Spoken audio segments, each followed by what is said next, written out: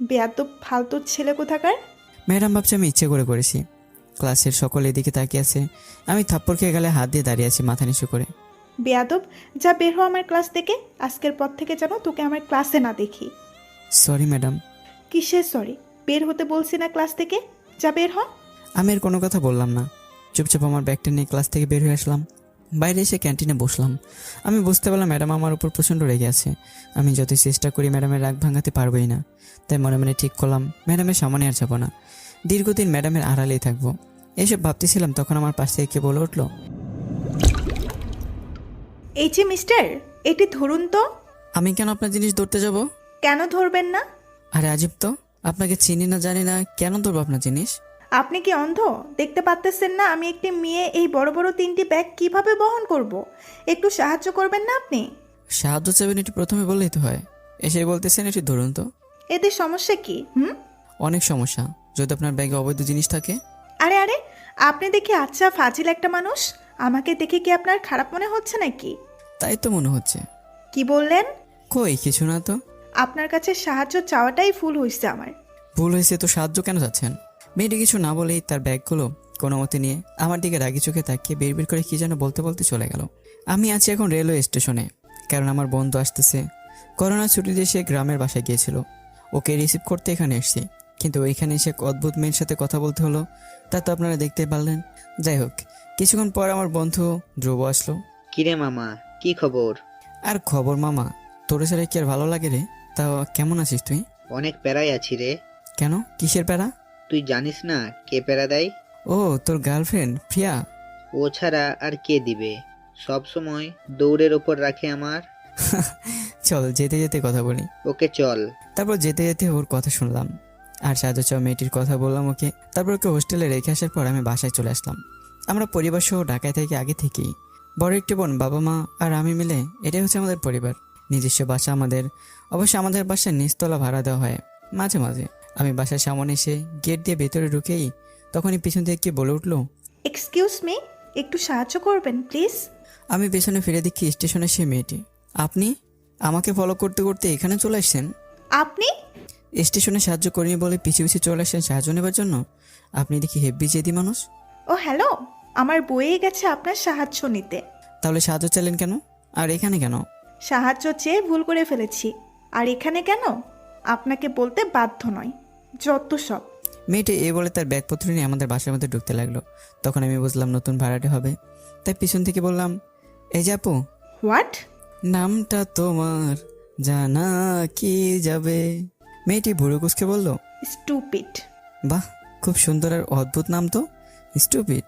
মেয়েটি রাগি ভাবনি চলে যাচ্ছিল, পেছন থেকে আবার বললাম, স্টুপিড আপু, আপনার কণ্ঠটা মাশাআল্লাহ। এটি শুনে মেয়েটি ব্যাগগুলো রেখে রাগি ভাবনি আমার দিকে আসতে লাগলো। আই আই আমাকে স্টুপিড বললেন কেন? বারে, আপনি তো বলেন আপনার নাম স্টুপিড। চুপ, একদম চুপ। Molly, call me Molly. Okay. ও আচ্ছা, মলি। মলি নামটা ছোটকাল থেকে আমার সব থেকে পছন্দের নাম। ডপ মারলাম। মেয়েটির মুখ স্কার্ফ দিয়ে ঢাকা ছিল, তাই মুখের বিবরণ দিতে পারছি না। ফ্ল্যাট করতেছেন? লাভ নেই, এরকম 100+ ছেলে আমার পেছনে পড়ে আছে।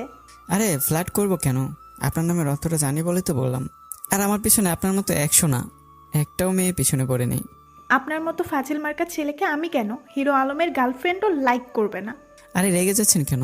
তাছাড়া রাখলে কিন্তু আপনাকে দারুণ লাগে। যত সব। এই বলে মেয়েটি চলে যাচ্ছিল, তখন আবার বললাম, ও হ্যালো, আপনার নাম মলি, যার অর্থ আনন্দদায়ক, মনোযোগী আর বন্ধুত্বপূর্ণ। আর আমি আলাউদ্দিন, যার অর্থ দিনের প্রদীপ, ভবিষ্যতের আলো। কত সুন্দর মিল আমাদের, তাই না? এক চুলো মিল নেই। এই বলে মলি নামে সুন্দরী মেয়েটি ভিতরে চলে গেল। আমি ভিতরে গেলাম। রুমে গিয়ে দেখলাম মেয়েটি মার কাছ থেকে রুমে চাবি নিচ্ছে। তখন মা আমাকে দেখে বলে উঠলো, এইদিকে আয়। আমি মার কাছে গেলাম, আর মেয়েটি আমার দিকে অবাক চোখে তাকিয়ে আছে, আর আমি মিটমিট করে হাসতেছি। মলিমা, এ হলো আমার ছেলে। খুব অভদ্র, বদমাইশ একটা ছেলে। ওর থেকে দূরে দূরে থেকো। মা, নিজে ছেলে প্রশংসা করতেছো নাকি দুর্নাম? দুটোই। মেয়েটিকে সাবধান করে দিলাম। মেয়েটি মিটিমিটি করে আসতেছিল আর বলল, তো আন্টি, আপনার ছেলে কি শুধু বদমাইশিগিরি করে নাকি অন্য কিছু করে? করে।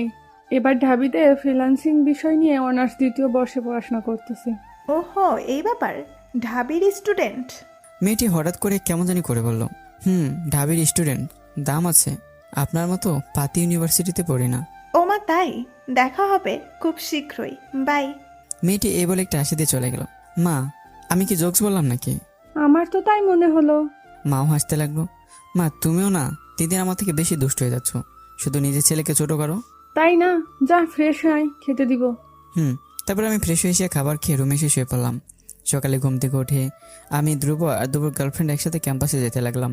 কিন্তু ক্যাম্পাসে যাওয়ার পর যা ঘটলো তার জন্য মোটেও প্রস্তুত ছিলাম না। আমি আর ধ্রুব ক্যাম্পাসে আড্ডা দিচ্ছিলাম, কিন্তু আমার চোখ আটকেছে ক্যাম্পাসের গেটের সামনে। কারণ ক্যাম্পাসের গেট দিয়ে মলি মেয়েটিকে ঢুকতে দেখলাম। আমি তো অবাক চোখে চেয়ে আছি। তার মানে মেয়েটি আমাদের ইউনিভার্সিটিতে পড়ে? ধ্রুব, থাক, আমি আসতেছি। কোথায় যাস? দেখতে থাক। এই বলে সোজা আমি মলি মেয়েটির পিছনে গিয়ে দাঁড়ালাম। আরে আরে, মলি আপু যে আমাদের ক্যাম্পাসে যে। কেন? আপনাদের ক্যাম্পাসে কি আসা বারণ নাকি? তা হবে কেন? আচ্ছা, তুমি তো প্রথম বর্ষের স্টুডেন্ট মনে হচ্ছে, কারণ এর আগে তো আমাদের ক্যাম্পাসে দেখিনি। তো আর তুমি করে বললেন কেন? পারমিশন নিছেন? কথাটি শুনেই আমি হেসে উঠলাম আর বললাম, আমি তোমার সিনিয়র 2 বছরের, আর জন্যতে তুমি করে বলতে হয়। হুমা, তাই? এই শোনো, কোনো ঢং চলবে না। আমাদের ক্যাম্পাসের নিয়মকানুন আছে, যা তোমাকে মেনেই চলতে হবে। কি নিয়ম শুনতে পারি? শুধু শুনলে হবে না, মেনে চলতে হবে। হুম। শোনো, প্রতিদিন ক্যাম্পাসে ঢুকেই তোমার প্রথম কাজ হলো আমার কাছে আসবা, মিষ্টি করে সালাম দেবা, আর আমি যে বলবো তাই করে ভিতরে যাবা। আচ্ছা। এই, তুমি আসতেছো কেন? মজা মনে হচ্ছে তোমার? সরি ভাইয়া। আর মাথা নিচু করে কথা বলবে আমার সামনে, মনে থাকবে? মেয়েটিকে র্যাগিং করে সেই মজা পাচ্ছি। মনে থাকবে। আমি এখন আসি। যাবে মানে? সালাম দিয়ে যাও। আসসালামু আলাইকুম। ওয়ালাইকুম আসসালাম, এখন যাও। জি। মেয়েটি চলে যাচ্ছিল আর আমি হাসতে হাসতে দুপুর কাছে যেতে লাগলাম। আর মলি মনে মনে বলতে লাগলো, একবার ক্লাসে আসো, দেখাচ্ছি মজা। কিরে, মেয়েটার সাথে এমন করলি কেন? চিনিস নাকি? আরে এই তো সেই মেয়ে যার কথা বলেছিলাম। ও, এই সেই মেয়ে। মেয়েটাকে বাসায়ও জ্বালাস, তুই আর ক্যাম্পাসেও শুরু করেছিস? মেয়েটা মেয়েটা করতেছিস কেন? ভাবে বলো কে? বলিস কি, ক্রাশ খাইছিস নাকি? তা আবার বলতে দেখছিস একদম পড়ি, কণ্ঠটা বুকে আগুন ধরিয়ে দেয়। মাম্মা, তুমি দেখি প্রেমে হাবুডুবু খাচ্ছ। আরে প্রেম পরে, মেয়েটির সাথে আগে কিছুদিন মজা নিয়ে নিই। ভাবি, বলো কথা। কে ভাবি গো? আরে আলাউদ্দিন একটা মেয়ের প্রেমে হাবুডুবু খাচ্ছে। তাই, কে গো? চিনি না, তবে ক্যাম্পাসে নতুন, জুনিয়র হবে হয়তো। মামা, জুনিয়রই। তাহলে ট্রিট হবে কিন্তু। হবে সময় মতো। চলো সবাই এখন ক্লাসে যাই, নতুন শিক্ষক আইছে মানে শুনলাম। ও আচ্ছা, চল ক্লাসে যাই। তারপর আমরা আমাদের ডিপার্টমেন্টে গেলাম। ক্লাসে কিছুক্ষণ আড্ডা দেওয়ার পর রুমে প্রিন্সিপাল স্যার চলে আসলো। সাথে সাথে আমরা সকলে দাঁড়িয়ে গেলাম। প্রিন্সিপালের সাথে আমাদের ডিপার্টমেন্টের প্রধান স্যারও ছিল। আর তৃতীয় জনকে দেখে আমার চোখ কপালে। বন্ধু, ওই মেয়ে প্রিন্সিপালের সাথে কেন? মনে হয় প্রিন্সিপালের কাছে তোমার নামে র্যাগিং করার বিচার দিছে। বন্ধু, আমি পিছনে দরজা দিয়ে দৌড় দিলাম। আরে না, ধরা খেয়ে যাবি। চুপচাপ আড়ালে থাক, যাতে মেয়েটার চোখে না পড়িস। এটাই করতে হবে। প্রিন্সিপাল রুমে আসার পর এভরিবাডি সিট ডাউন। সকালে বসে পড়লো, শুধু আমি বাদে। আমি বসা বাদ দিয়ে সোজা ব্রেঞ্চের নিচে। এখানেই লুকিয়ে থাক। তারপর আমি প্রিন্সিপালের স্যারের কথা শুনে আমি নিচ থেকে উপরে বসে পড়লাম। শোনো তোমরা, উনি হচ্ছেন ইসরাত জাহান মলি, তোমাদের ফিউচার বিষয়ে নতুন শিক্ষক। কথাটি শুনে আমি নিচ থেকে উপরে এসে মলের দিকে তাকিয়ে থাকলাম। ধ্রুব রে, এ কি বলে স্যার? যাই বলুক, তোর সাথে ভাবি থুক্কু ম্যাডাম কি যে করবে আল্লাহ আর মলি ম্যাডাম যে ভালো জানে। আমি তো শেষ। ওই দেখ, তোর দিকে তাকিয়েছে ম্যাডাম। আমি ম্যাডামের দিকে তাকালাম। ম্যাডাম মুচকে আসতেছিল আমার দিকে তাকিয়ে। আমি পরক্ষণে ধ্রুবর আড়ালে চলে গেলাম। তোমাদের সাথে নতুন ম্যাডামে এখন পরিচয় হবে, আমরা আসি তাহলে। এই বলে স্যার চলে যাচ্ছিল। আমরা দাঁড়িয়ে গেলাম আবার। স্যার চলে যাবার পর বসো সকলে। আমরা সকলে বসে পড়লাম। তোমরা সকলে কেমন আছো? জি ম্যাম, ভালো। আপনি? সকলেই, শুধু আমি বাদে। আমিও ভালো আছি, তবে কিছুটা রাগও আছে একজনের উপরে। তবে সেটি বড় কথা নয়, আগে তোমাদের সকলের সাথে পরিচিত হতে হবে। দেখছিস, কথাটা কিন্তু তোকে বলেছে। হারামি চুপ থাক, সিপাই পড়ে গেছি আজ। Yes ma'am. ওকে, একে একে দাঁড়িয়ে নিজেদের পরিচয় দাও। মলি ম্যাডামের কথা মতো সকলে একে একে দাঁড়িয়ে পরিচয় দিতে লাগলো। কিন্তু রুমের একদম শেষের বেঞ্চে আমরা বসেছি। একে একে পরিচয় দিতে ধ্রুব দাঁড়িয়ে গেল। তখন ম্যাডাম বলল, ওয়েট, আমি তোমাদের কাছে আসি, তারপর বলো। দূরে তো ক্লিয়ার শোনা যাবে না। এই বলে ম্যাডাম আমাদের বেঞ্চের সামনে আসলো। এখন বলো। ম্যাডাম, আমি ধ্রুব, এখানে হলে থাকি। বসো। তারপর নিয়ম মতো আমি দাঁড়ালাম, তবে একদম মাথা নিচু করে দাঁড়ালাম। আপনার পরিচয় বলেন। জি আমি আমার পরিচয় দেওয়ার আগে ম্যাডাম আবার বলে উঠলো, তুমি তো আমার স্টুডেন্ট, আমার জুনিয়র, তুমি করেই বলি। এতে পারমিশন নিতে হবে না, কি ঠিক বললাম তো? আমি বুঝতে পারলাম আমার কথা ফেরত দিচ্ছে। কি চুপ কেন তুমি? কথা বলতে পারো না নাকি কথা বের হচ্ছে না কোনো কারণে? জি ম্যাডাম ঠিক বলছেন, পারমিশন লাগে না। গুড। তো তোমার পরিচয় দাও। জি আমি আলাউদ্দিন, এখানে বড় হয়েছি, এখানেই থাকি ম্যাডাম। তাই? তো তুমি ইউনিভার্সিটির নিয়মকানুন জানো? জি ম্যাম। তো আমার তো কিছু নিয়মকানুন আছে তোমার জন্য। জি ম্যাডাম, বুঝলাম না। মানে তোমার জন্য কিছু আলাদা নিয়ম আমি বেঁধে দিচ্ছি, সেই অনুযায়ী তোমাকে ক্যাম্পাসে চলতে হবে। Okay madam. তো নিয়মকানুনগুলো শোনো। জি ম্যাডাম বলুন।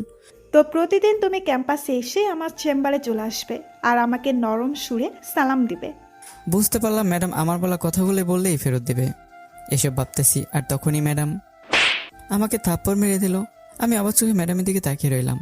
কপাল আমার যে শুনিয়েছে আজ বুঝতে পারতেছি, কিসের জন্য যে র্যাগিং করতে গিয়েছিলাম সবই আমার কপাল। আমি গালে হাতে অবাক চোখে তাকিয়ে রইলাম। ক্লাসে অমনোযোগিতা আমি পছন্দ করি না। তার মানে অমনোযোগী ছিলাম বলে মারছে? Sorry ma'am. ক্যাম্পাসে এসে আমাকে নরম সুরে সালাম দিবা, আমার সামনে মাথা নিচু করে কথা বলবা, আর আমি যা বলবো তাই করতে হবে তোমাকে। বুঝেছো কি বলছি? মলি ম্যাডাম হুবহু আমার কথাগুলোই বলল। জি ম্যাডাম বুঝেছি। শুধু বুঝলে হবে না, যা বলছি সব মেনে চলতে হবে। জি ম্যাডাম মেনে চলবো। বসো। আমি সিটে বসে পড়লাম ধ্রুবর পাশে। মামা, তোর জীবন তেনা তেনা করে ফেলবে ম্যাডাম। মামা ম্যাডামের হাত থেকে বাঁচা আমারে। আমি এর মধ্যে নেই রে। আমরা চুপচাপ বসে কথা বলতেছিলাম আর ম্যাডাম সামনে গিয়ে বলল, তো সকলের সাথেই তো পরিচিত হলাম। জি ম্যাম। ম্যাডাম আমার দিকে আঙ্গুল দিয়ে বলল, এই তুমি এদিকে আসো। এই রে আবার ডাকে কেন? এখন মনে হয় তোকে কান ধরাবে। শালা প্যারায় আছে আর তুই মজা নিচ্ছিস। কি হলো, আসো এখানে। জি ম্যাম। আমি বলে ম্যাডামের সামনে গেলাম। জি ম্যাম। এখানে দাঁড়িয়ে থাকো, আর বোর্ডে আমি লিখবো, তুমি একটু পরপর মুছে দিবা ওগুলো। ম্যাডাম আমি? তুমি কেন করবে না? না না ম্যাডাম, কেন করবো না, অবশ্যই করব। তো চুপচাপ দাঁড়িয়ে থাকো। পোড়া কপাল আমার, চাইছিলাম প্রেম করতে এর সাথে, কিন্তু ইনি যে ম্যাডাম তা তো জানতামই না। তাই আমাকে ক্লাসরুমের মধ্যেই ল্যাম্প পোস্ট করে রেখেছে। লজ্জায় মাথা কেটে যাচ্ছে আমার। ম্যাডাম পুরোটা ক্লাস আমাকে দাঁড় করে রাখলো আর বোর্ড মুছালো। ক্লাস শেষ হলে ম্যাডাম চলে যাবার পর, মামা, তোরে দিয়ে যে ম্যাডাম আর কি কি করাবে আল্লাহ মাবুদ জানে। তাতে কি তোরা ফ্রিতে দেখবি আর মজা নিবি আর জ্বলবো আমি? তুই আর কাউকে পাস না র্যাগিং করার জন্য? আরে বাল, জানতাম না কি উনি আমাদের নতুন ম্যাম। শোন, সময় বুঝে ম্যাডামকে সরি বলে দিস। সরিতে কাজ হবে না, ম্যাডামকে শিক্ষা দিতে হবে। বলিস কি? তুই কি ম্যাডামের সাথে মারামারি করবি না কি? মারামারি না, এমন কাজ করবো ম্যাডাম সইতে পারবে না, কিছু কইতেও পারবে না। আমার মাথায় হেব্বে একটি শয়তানি বুদ্ধি আসছে। কি করবি রে? দেখ, মলি হলো ক্যাম্পাসে আমাদের কাছে ম্যাডাম, তাই এখানে সম্মান করতে হবে। কিন্তু আমার বাসায় ম্যাডাম হলো আমাদের ভাড়াটে, আমরা মালিক, তাই যা করা বাড়িতেই করব। মাম্মা, তাহলে যুদ্ধ একটা লাগবে তোর আর ম্যাডামের। তা তো লাগবেই। আমাকে অপমান করার প্রতিশোধ এখন নেব। আমাকে থাপ্পড় মারা না, দেখাচ্ছি মজা। কি হয় সব জানাস আমাদেরকে। হ্যাঁ অবশ্যই। এই বলে ক্যাম্পাস থেকে বাসায় চলে আসলাম, মাথা শয়তানি বুদ্ধি নিয়ে। যাই হোক, বাসায় আসার পর আম্মু দরজা খুলে সে লেভেলের একটা মিষ্টি হাসি দিল আমাকে দেখে। কি ব্যাপার আম্মু, আমাকে দেখে হাসতেছে কেন? আমি কি জোকার নাকি? আমি আমার মুখে হাত দিয়ে দেখলাম মা আরো জোরে হাসতে লাগলো। মার হাসার শব্দে বড় বোন সে হাসা শুরু করে দিল। আমি তো পরে ব্যাককল বনে গেলাম। বুঝলাম না ব্যাপার, আমাকে দেখে তো হাসার কি? আজকের দিনটা কি আমাকে নিয়ে সবাই মজা করবে নাকি? কার মুখ দেখে যে ঘুম থেকে উঠেছিলাম? বুঝলাম না তোমরা আসতেছে কেন? রাগ হচ্ছে কিন্তু আমার। আরে আমার খোকা রেগে গেছে। ছোট ভাইয়ের মুখটা কেমন শুকিয়ে গিয়েছে দেখছো মা? কি শুরু করলে তোমরা? এই কুত্তি, তুই বলবি কি হয়েছে? তো বাবা, তোমার ক্যাম্পাসের আজকের দিন কেমন কাটলো? মানে তোর নতুন ম্যাডামকে কেমন দেখলি? বোনের কথা শুনে মাও হাসতে লাগলো। ওহো, এই ব্যাপার, বুঝতে পারতেছি কেন হাসতেছো। আমার ভাইটার উপর বুঝি আজ অনেক ধকল গেছে। কুত্তে রে, আমি তোরে খাইছি। এই বলে বোনরে ধরতে যাবো, সেও দৌড়ে পালালো।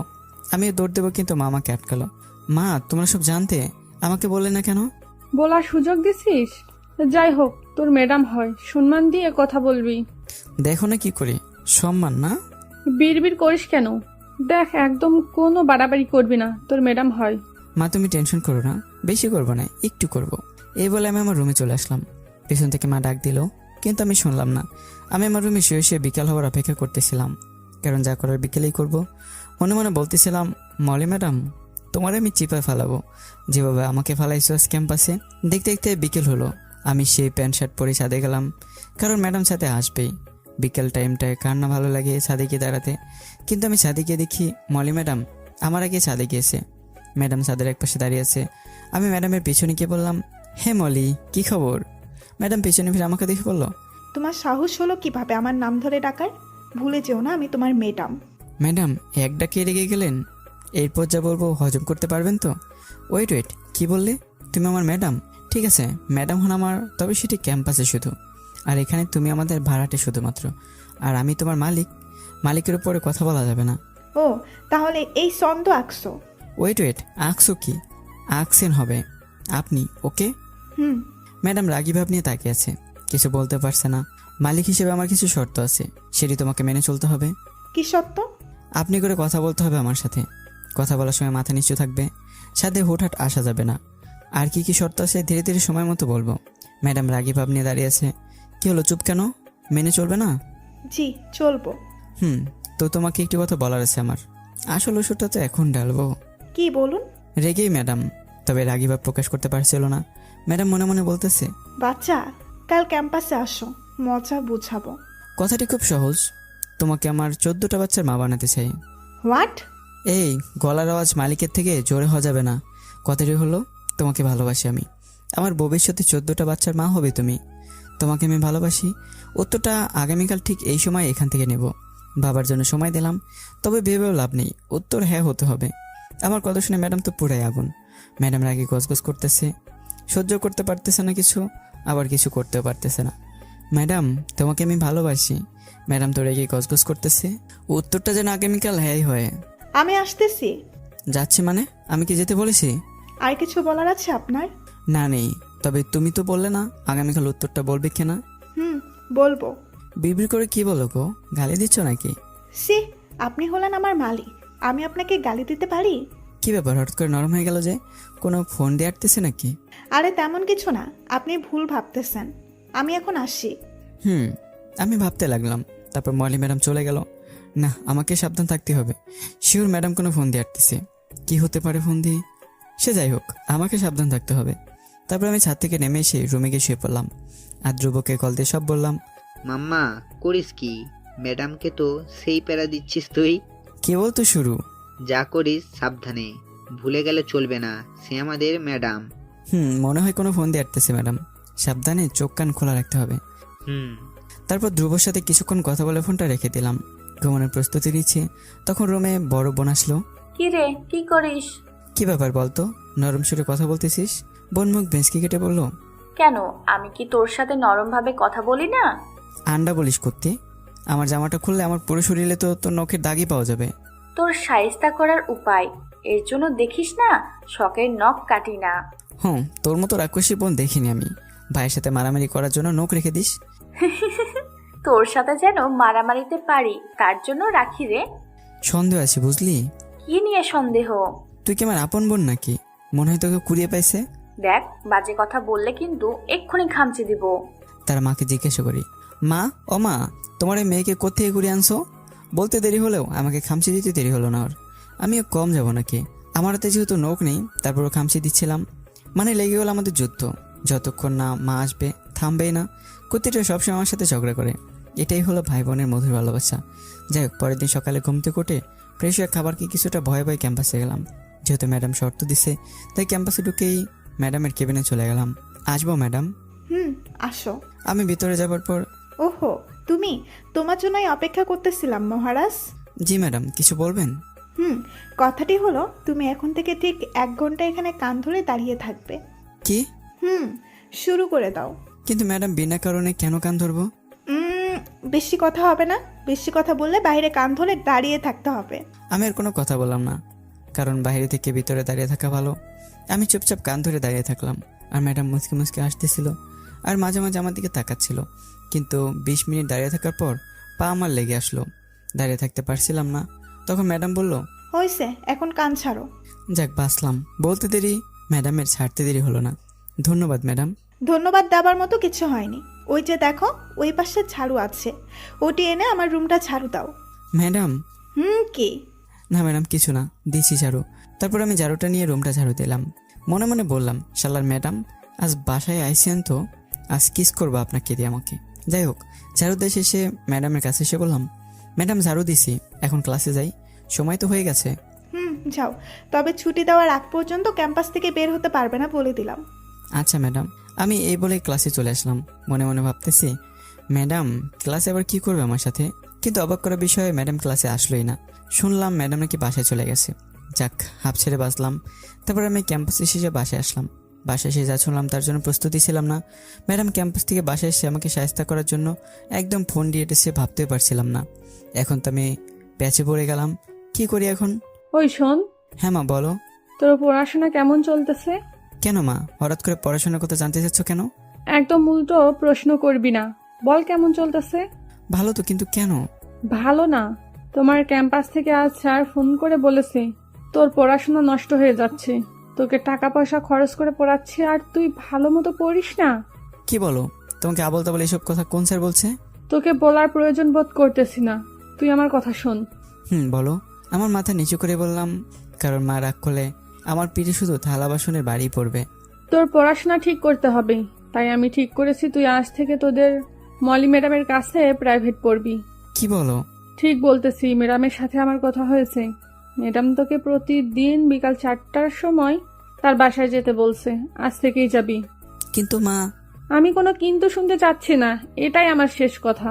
মা প্রচুর রেগে আছে বলে আমি আর কিছু বললাম না, চুপচাপ বললাম, আচ্ছা যাব। যা, ফ্রেশ হয়ে নে। আচ্ছা। তারপর আমি ফ্রেশ হতে গেলাম। ফ্রেশ হতে হতে ভাবলাম, যা বাল, বাড়িতে ম্যাডামের উপর জোর খাটাতে চেয়েছিলাম, সেটাও বন্ধ হয়ে গেল। মা এখানেও মলিকে আমার ম্যাডাম বানিয়ে দিল। তোর কোন শালা যে আমার নামে মার কাছে এসব বলেছে কে জানে। রাগ হচ্ছে খুব আমার। তারপর ফ্রেশ হয়ে এসে খাবার খেয়ে শুয়ে পড়লাম। ঘুম দিলাম একটা, কিন্তু 4টার সময় মা এসে ডাকা শুরু করে দিল। এই শুয়ে আছিস কেন? ওঠ। কি হয়েছে, ডাকো কেন? ডাকি কেন মানে? 4টা বাজে, যা তোর ম্যাডামের কাছে পড়তে যা। 4টা বেজে গেছে? দ্রুত যা বলতেছি। আচ্ছা যাচ্ছি। তারপর আমি ফ্রেশ হয়ে এসে বই খাতা নিয়ে ধীরে ধীরে ওই শয়তানি ম্যাডামের রুমের সামনে গেলাম। আমি শিওর ম্যাডাম আমার জন্য ওয়েট করতেছে আমাকে সাহায্য করার জন্য, কারণ গত রাতে যা করেছি আমি, আল্লাহ জানে ভাগ্যাস কি আছে। সব চিন্তা ভাবনা উপেক্ষা করে বীরদের মতো ম্যাডামের দরজাটায় বেল বাজালাম। কিন্তু অবাক করার বিষয়ে বেল বাজানোর সাথে সাথে দরজা খুলে দিল ভিতর থেকে। মনে হয় ম্যাডাম দরজার সামনে দাঁড়িয়েছিল। ম্যাডাম দরজা খোলার পর, আসসালামু আলাইকুম ম্যাডাম। ওয়ালাইকুম আসসালাম। ম্যাডাম কেমন করে ট্রেনে সালামের উত্তরটা নিল। ম্যাডাম, মা বলল। ম্যাডামের কথা মতো আমি ভিতরে গেলাম। তারপর ম্যাডাম দরজাটা আটকে সোফায় গিয়ে বসলো। তো কি খবর? জি ম্যাডাম, ভালো। আপনার? আমিও ভালো, কিন্তু আমি বুঝতেছি না তোমাকে আপনি করে বলবো নাকি তুই করে। হাজার হোক আমার মালিক আপনি। ছি ছি ম্যাডাম, আপনি বলবেন কেন? আমি আপনার ছাত্র। আমি বুঝলাম ম্যাডাম এখন আমাকে নিয়ে মজা নেবে। ও মা, তাই? কিন্তু কেন যেন গত রাতে আমাকে বলেছিল সে আমার মালিক হয়, সে আপনি করে মাথা নিচু করে কথা বলতে হবে। আর একটি কি যেন বলেছিল, কিসের যেন উত্তর দিতে হবে, আর বলেও দিছিল উত্তর হ্যাঁ হতে হবে। সে হয়তো জানতো না আজ সে এই পরিস্থিতি পড়বে। যদি জানতো তাহলে ওই রকমটা কোনোদিনই বলতো না ম্যাডাম। এই জন্যই গুরুজনরা একটি কথা হামেশাই বলে। কি কথা বুঝতে পারতেছো? জি ম্যাডাম। কি কথা বলো তো? ভাবিয়া করিও কাজ, করিয়া ভাবিও না। বাহ, ভালোই তো বুঝেছ। আমি বোকার মতো তাকিয়ে রইলাম। যাও, দরজার ওখানে গিয়ে কান ধরে দাঁড়িয়ে থাকো। আমি জানতাম আবার কান ধরাবে, কিন্তু ম্যাডাম। কি, দরজার বাইরে গিয়ে কান ধরতে চাচ্ছ নাকি? না ম্যাডাম, যাচ্ছি। তারপর আমি দরজার সামনে গিয়ে কান ধরে দাঁড়িয়ে থাকলাম। ম্যাডাম, আমি আপনাকে দেখে নেব, মনে মনে বললাম। কিছুক্ষণ দাঁড়িয়ে থাকার পর ম্যাডাম বলল, এখন সোফায় এসে বসো। তারপর আমি সোফায় গিয়ে বসলাম। আর ম্যাডাম বলল, তো কেমন লাগলো আমার ফোন দি? ফোন দি মানে? কি এখনো বোঝো নাই? আমি এখন সবটা ক্লিয়ার হলাম। মানে আপনি? আমি তোমার মাকে বলে ঘরেও তোমার ম্যাডাম হয়ে গেলাম। আপনি মাকে আবল তাবল বলেছেন? শোনো শৈতানের বড় ভাই, তুমি আমার ছাত্র, আমি তোমার শিক্ষক। তোমার মতো এরকম অনেক খারাপ ছেলেকে ভালো করেছি আমি। আমি চুপ করেছিলাম শুধু। শোনো, পরবর্তীতে যদি আমার সাথে কোনো রকম বাতরামি করতে চাও তার ফল কিন্তু ভালো হবে না। ছাত্র ছাত্রের মতো থাকবে। জি ম্যাম। বই বের করো। তারপর চুপচাপ ম্যাডামের কাছে পড়তে লাগলাম। প্রথম দিনে এতগুলো বাড়ির কাজ পড়া দিল আর বলল, আজকের মতো পড়ানো শেষ। তবে হ্যাঁ, আগামীকাল যদি বাড়ির কাজ আর পড়া যদি কমপ্লিট না করো তাহলে কিন্তু কঠিন শাস্তি দিব। জি ম্যাডাম। আমি এই বলে রুম থেকে বের হয়ে গেলাম। যে পড়া দিচ্ছে ম্যাডাম, শেষ করতে চাইলে রাত শেষ হয়ে যাবে, কিন্তু পড়া নিয়ে থাকলে হবে না, ম্যাডামকে চাপে রাখতে হবে। কিন্তু কিভাবে? হ্যাঁ, এটাই শেষ উপায় ম্যাডামকে সাহায্য করার। ম্যাডাম এখন ক্যাম্পাসের সাথে সাথে আমার ঘরেরও ম্যাডাম, তাই এই দুইখানে কিছু করতে পারবো না। কিন্তু রাস্তায় তো ম্যাডাম না, এখন যা করার রাস্তায় করতে হবে। যাই হোক, পরের দিন মাথার মধ্যে হাজারটা শয়তানি বুদ্ধি নিয়ে রাস্তার পাশে দাঁড়িয়েছিলাম, কখন ম্যাডাম আসবে ক্যাম্পাসে যাবার জন্য। রাস্তার পাশে ম্যাডামের জন্য অপেক্ষা করতেছিলাম। সকাল 9টা বাজে, কিন্তু কুয়াশার জন্য মনে হচ্ছে 6টা বাজে। এত কুয়াশা পড়তেছে আজ, আমার 2 হাত সামনে মানুষকেও দেখতে পারতেছি না। আমি ম্যাডামের আসার পথে পাশে দাঁড়িয়েছিলাম, কিন্তু কিছুক্ষণ পর কুয়াশার ভিতর থেকে মেয়েলি কণ্ঠে কান্না বেশি আসতেছিল। আমি তো ভয় পেয়ে গেলাম, ভূত নাকি। ধীরে ধীরে কান্নার শব্দটা আমার কাছে আসতেছিল। আমি তো দৌড় দেওয়ার জন্য প্রস্তুতি নিচ্ছিলাম, তখন আমার সামনে একটি মেয়ে কান্না করতে করতে আসলো। মেয়েটিকে দেখে হাঁপ ছেড়ে বাঁচলাম আমি, কিন্তু মেয়েটি কান্না করছে কেন? মেয়েটি কান্না করতে করতে চলে যাচ্ছিল। তখন আমি বললাম, কি ব্যাপার, আপনি কান্না করতেছেন কেন? আমি মেয়েটির সামনে গেলাম। মেয়েটি ভালোই বড়, হয়তো ক্লাস 9 থেকে 10-এ পড়ে। ভাইয়া, কিছু ছেলে আমার ফোনটা জোর করে নিয়ে গেছে। কি বলো? আমি একা একা যাচ্ছিলাম, হঠাৎ ওরা এসে নিয়ে গেল আমার ফোন। আমি বুঝতে পারলাম ঘন কুয়াশার জন্য বকাটে ছেলেরা মেয়েটিকে একা পেয়ে ফোন নিয়ে গেছে। কেড়ে, তুমি কান্না করো না, চলো তোমাকে আমি বাসায় পৌঁছে দিয়ে আসি। আমি মেয়েটিকে সান্ত্বনা দিচ্ছিলাম। হঠাৎ তখন ম্যাডাম আমাদের সামনে আসলো। কোত্থেকে জানো? আমাদের সামনে সে মেয়েটির কান্না করা দেখে আমার দিকে রাগে চোখে তাকালো। আমি বুঝতে পারলাম ম্যাডাম আমাকেই ভুল বুঝতেছে, তাই বললাম, ম্যাডাম আপনি ভুল। ম্যাডাম আমাকে থাপ্পড় মারল আর বলল, বেয়াদব, ইফটিচিং করতেছিস? দেখাচ্ছি তোর মজা আজকে। কি বলেন ম্যাডাম? ইফটিজিং মানে? ইফটিচিং মানে বোঝো না? সত্যি করে বলো, মেয়েটির সাথে কি করেছিস যার জন্য সে কান্না করতেছে? ম্যাডাম রেগে তুই তুকারি শুরু করলো। আর আপনি ভুল বুঝতেছেন ম্যাডাম। আমি ভুল বুঝতেছি না।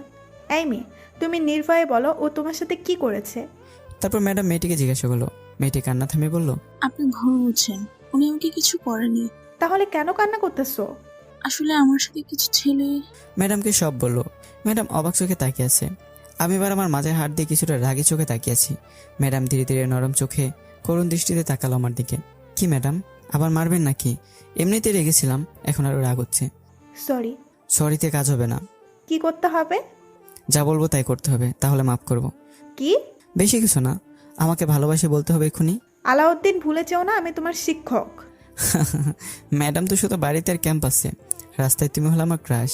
তোমাকে সরি বলে ভুল হয়েছে, কোষে আরেকটা দেওয়া দরকার ছিল। দাও না সুন্দরী, তোমার নরম হাতের থাপ্পড় খেতে মজাই লাগে। তোমাকে পরে দেখে নিব আমি, ক্যাম্পাসে আসো আগে। ম্যাডাম রেগে বলেই চলে গেল। ম্যাডাম আজ বেশি রেগেছে, কারণ হয়তো মেয়েটির সামনে ম্যাডামের সাথে এমন করেছি বলে। আচ্ছা চলো তোমাকে বাসায় পৌঁছে দিয়ে আসি। আমি এই বলে মেয়েটিকে নিয়ে যেতে লাগলাম। মনে মনে ভাবলাম আজ ক্যাম্পাসে যাওয়া হবে না, কারণ ম্যাডাম প্রচুর রেগে আছে, গেলে আমার কপালে শনি দেবে। তাই আর ক্যাম্পাসে না গিয়ে মেয়েটিকে বাসায় পৌঁছে দিয়ে সোজা বাড়িতে চলে আসলাম। বাড়িতে এসে একটি ঘুম দিলাম, মনের শান্তিতে চরম একটি ঘুম দিলাম। আমি এখন ম্যাডামের রুমের সামনে দাঁড়িয়ে আছি। দরজায় বেল দিলাম, ম্যাডাম সঙ্গে সঙ্গে দরজাটা খুলে দিল। আমাকে দেখে ম্যাডাম বলল, কি ক্যাম্পাসে তো দেখলাম না, ভয়ে আসো নাই নাকি? আমার মনে অন্য কিছু চলতেছে। আমি তো ভয় পাই না। আচ্ছা ম্যাডাম, রুমের মধ্যে আসি। আসো। তারপর আমি রুমে ঢুকলাম আর ম্যাডাম দরজাটা লাগিয়ে দিল। ভয় যেহেতু পাও না, তাহলে ক্যাম্পাসে আসলে না কেন? আসলে হয়েছে কি, কি? আসলে অন্য কারণে যায়নি। আর আমি কিন্তু ভীতু না। আমি ধীরে ধীরে ম্যাডামের দিকে এগোতে লাগলাম। ভীতু না ঠিক আছে, কিন্তু আমার দিকে এভাবে এগিয়ে আসতেছো কেন? কেন এগিয়ে আসতেছি জানো না মলি ম্যাডাম? মানে হলো আমি ম্যাডামের দিকে এগিয়ে যাচ্ছি আর মলি পিছুচ্ছে। মলি একসময় দরজার সাথে ঠেকে গেল। আমি একদম ম্যাডামের সামনে দাঁড়িয়ে রয়েছি। ম্যাডামের নিঃশ্বাসের শব্দ আমি শুনতে পাচ্ছি। কি করছো তুমি? তুমি ভুলে যাচ্ছ আমি তোমার ম্যাডাম। ম্যাডামের প্রেমে পড়ে গেছি, তার মায়ে চড়াতে চাই। আমি 2 হাত ম্যাডামের দুপাশে দরজায় রাখলাম। আলাউদ্দিন, দেখো উল্টাপাল্টা কিছু করলে তোমার। ম্যাডামকে আর কিছু বলতে না দিই আমার ঠোঁট দিয়ে ম্যাডামের ঠোঁটগুলো আটকিয়ে দিলাম। আমি ম্যাডামকে জোর করে আটকে রেখে কিস করতে লাগলাম, এক প্রকার জোর করেই। ম্যাডাম ছাড়ানোর চেষ্টা করতেছে আমাকে, কিন্তু আমি তো ছাড়তেছি না। আমি চেপে ধরে রেখে কিস করতেছি মনের সুখে। কি মিষ্টি মলির ঠোঁট দুটো। এভাবে প্রায় 2 মিনিট কিস চলার পর ম্যাডাম আর থাকতে না পেরে আমাকে ধাক্কা মেরে সরিয়ে দিল, আর আমি সঙ্গে সঙ্গে খাট থেকে ফ্লোরে পড়ে গেলাম। মা গো, আমার মাজা গেছে। আমি চোখটা মেলে দেখি আমি আমার রুমের মধ্যে খাট থেকে ফ্লোরে পড়ে গেছি। তার মানে এতক্ষণ স্বপ্ন দেখতেছিলাম। ইস, স্বপ্নটা আর একটু থাকলে আরও কিছু করতে পারতাম। কি রোমান্টিক ছিল রে স্বপ্নটা। মনে মনে শয়তানি বুদ্ধি আটলাম যে এতক্ষণ যে স্বপ্নটা দেখলাম এটি পূরণ করলে ম্যাডামকে চরম শিক্ষা দেওয়া হবে। তাই মনে মনে ঠিক করলাম আজ বিকালে পড়তে গিয়ে ম্যাডামকে কিস করব। তাই বিকালে সুন্দর মনে সেজেই শরীরে সেন্ট নিয়ে বের হলাম। ম্যাডামের রুমের সামনে গিয়ে দাঁড়ালাম। ম্যাডামকে কিস করবোই আজ, তারপর যা হবার দেখা যাবে, এই ভেবে কলিং বেল দিলাম।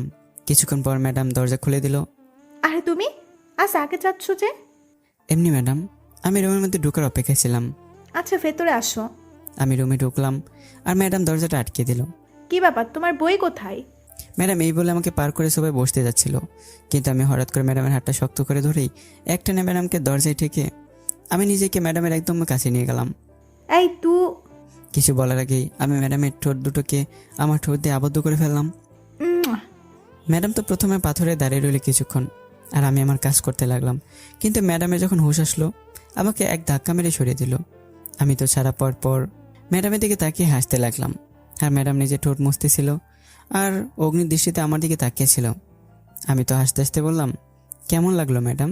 আমার এই কথা শুনে ম্যাডামের চোখ নিমিশেই রক্তবর্ণ ধারণ করলো। আমার কাছে এসেই খুব জোরেই মারলো থাপ্পড়। আমি থাপ্পড় খেয়ে দরজার উপর পড়ে গেলাম। ম্যাডাম রেগে চিৎকার করে বলল, বেয়াদব ছেলে, দূর হয় এখান থেকে।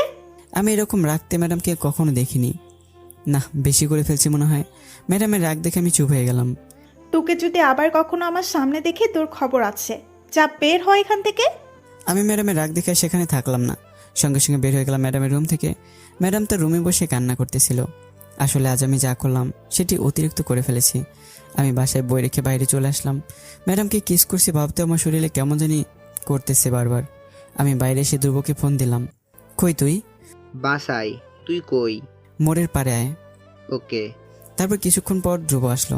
কি রে, কি হয়েছে? মন খারাপ মনে হচ্ছে। বন্ধু, এক ঘরের মধ্যে থেকে একটি বড় পদক্ষেপ করে ফেলেছি রে। কি করেছিস বল আমাকে। গোলাপের পাপড়ি ছিঁড়েছি, গোলাপের পারমিশন না নিয়েই। বুঝলাম না, বুঝিয়ে বল। বন্ধু, আমি মলি ম্যাডামকে কিস করেছি। হোয়াট? বন্ধু, খুব বড় ভুল করে ফেলেছি আমি। কি করবো এখন আমি? কি করছিস এটা? ম্যাডামকে কেন কিস করলি? আমি প্রতিশোধ নেবার তালে আমার মনের অশান্তি আমি এটি করে ফেলেছি। এখন কি করব আমি? কি করবি আবার? ম্যাডামের পা ধরে ক্ষমা চাইবি।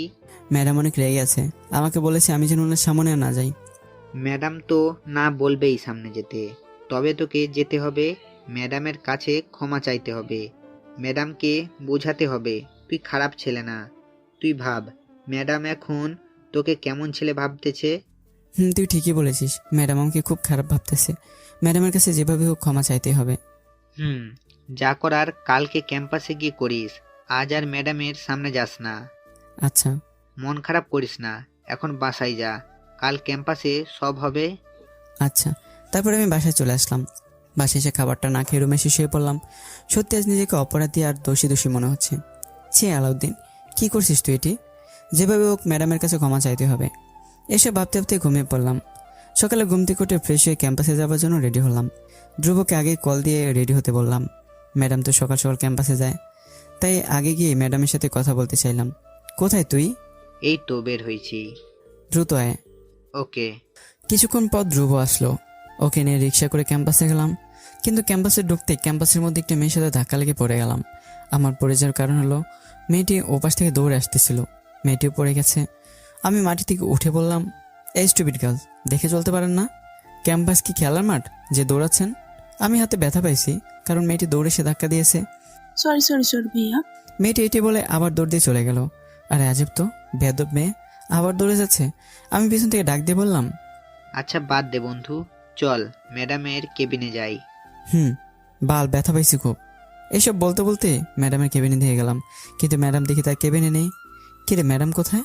হয়তো এখনো আসেনি, চল আমরা ওখানে বসে থাকি, ম্যাডাম আসলেই দেখতে পাবো। ওকে চল। তারপর আমি আর ধ্রুব বসে আছি ম্যাডামের কেবিনের সামনে, কিন্তু ম্যাডাম আসার নামই নেই। কিরে, ম্যাডাম আসে না কেন? মনে হয় আজ আর আসবে না। কেন আসবে না? শালা, যা করছিস এরপর কেন আসতেছে না আবার জিজ্ঞেস করতেছিস? তাহলে এখন কি করব? আগামীকাল তো আসবে, তখনই যা করার করতে হবে। আমি বাসায় গিয়ে কথা বলি। একদম না, বাসায় আর কিছু করা যাবে না। আচ্ছা। তারপর আমি আর ধ্রুব সেখানে বসে বসে ভাবতেছিলাম কিভাবে ক্ষমা চাইলে ম্যাডাম ক্ষমা করবে। ঠিক তখনই ধ্রুবের গার্লফ্রেন্ড প্রিয়া এসে হাজির। প্রিয়াকে দেখেই ক্লান্ত মনে হচ্ছে, হাঁপাচ্ছ। এই কি হয়েছে, হাঁপাচ্ছিস কেন? তুমি চুপ থাকো। আলাউদ্দিন শোন, প্রিয়া ধ্রুবকে থামিয়ে বলল, কি হয়েছে বল। তোর রক্তের গ্রুপ ও পজিটিভ না। কেন? কোনো প্রশ্ন করিস না, ইমার্জেন্সি একজনকে রক্ত দিতে হবে, না হলে তাকে বাঁচানো সম্ভব না। কি বলিস? দ্রুত চল আমাকে নিয়ে। তারপর আমি, প্রিয়া, ধ্রুব দ্রুত হাসপাতালে গিয়ে রক্ত দিলাম। রক্ত দেওয়ার পর আমি, ধ্রুব, প্রিয়া বসেছিলাম। তখন একজন আমাদের রুমে প্রবেশ করলো। কিরে মামা, ক্যাম্পাসের ওই মেয়েটি না? সেই মেয়েটিই তো। কি রে, তোরা ওকে চিনিস না কি? না, সকালে ক্যাম্পাসে দেখা হয়েছিল। কে উনি? আরে ও সুস্মিতা, আর ওর বাবাকেই তুই রক্ত দিলি? সুস্মিতা, এদিকে আয়। সুস্মিতা মেয়েটি কাছে এসে বলল, আমি খুবই দুঃখিত সকালের জন্য। সে কি, ঠিক আছে। আপনি আপনার বাবার অসুস্থতার কথা শুনে ওভাবে দৌড়াচ্ছিলেন? জি। আরে আলাউদ্দিন, ও আমার ক্যাম্পাসের নতুন শিক্ষার্থী, ফার্স্ট ইয়ার, আপনি করে বলতে হবে না।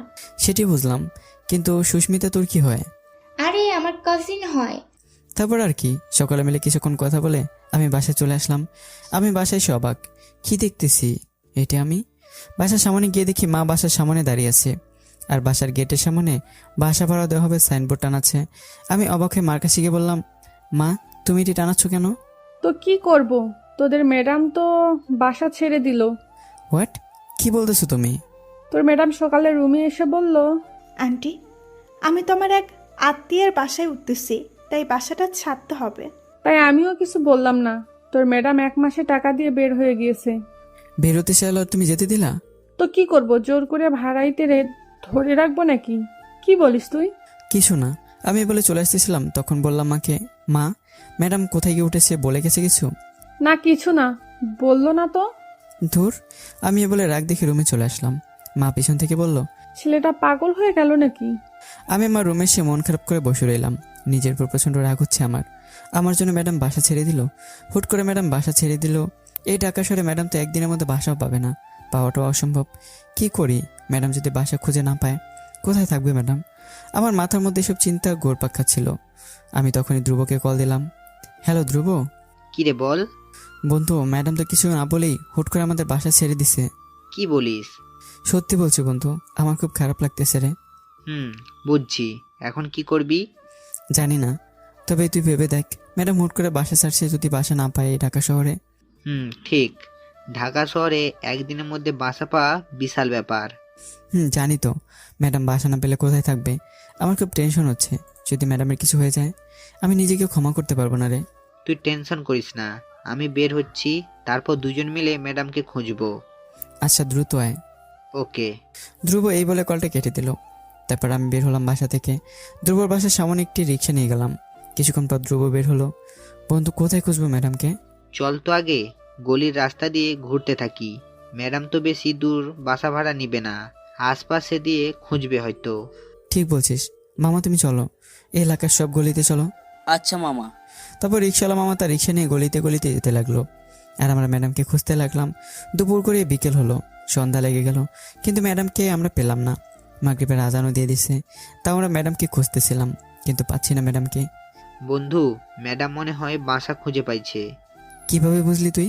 আরে বেডা, এই এলাকার সব বাড়ির সামনে গেছি, ম্যাডামকে পাইছিস? আর কত খুঁজবো? যদি বাসা না পাই ম্যাডাম?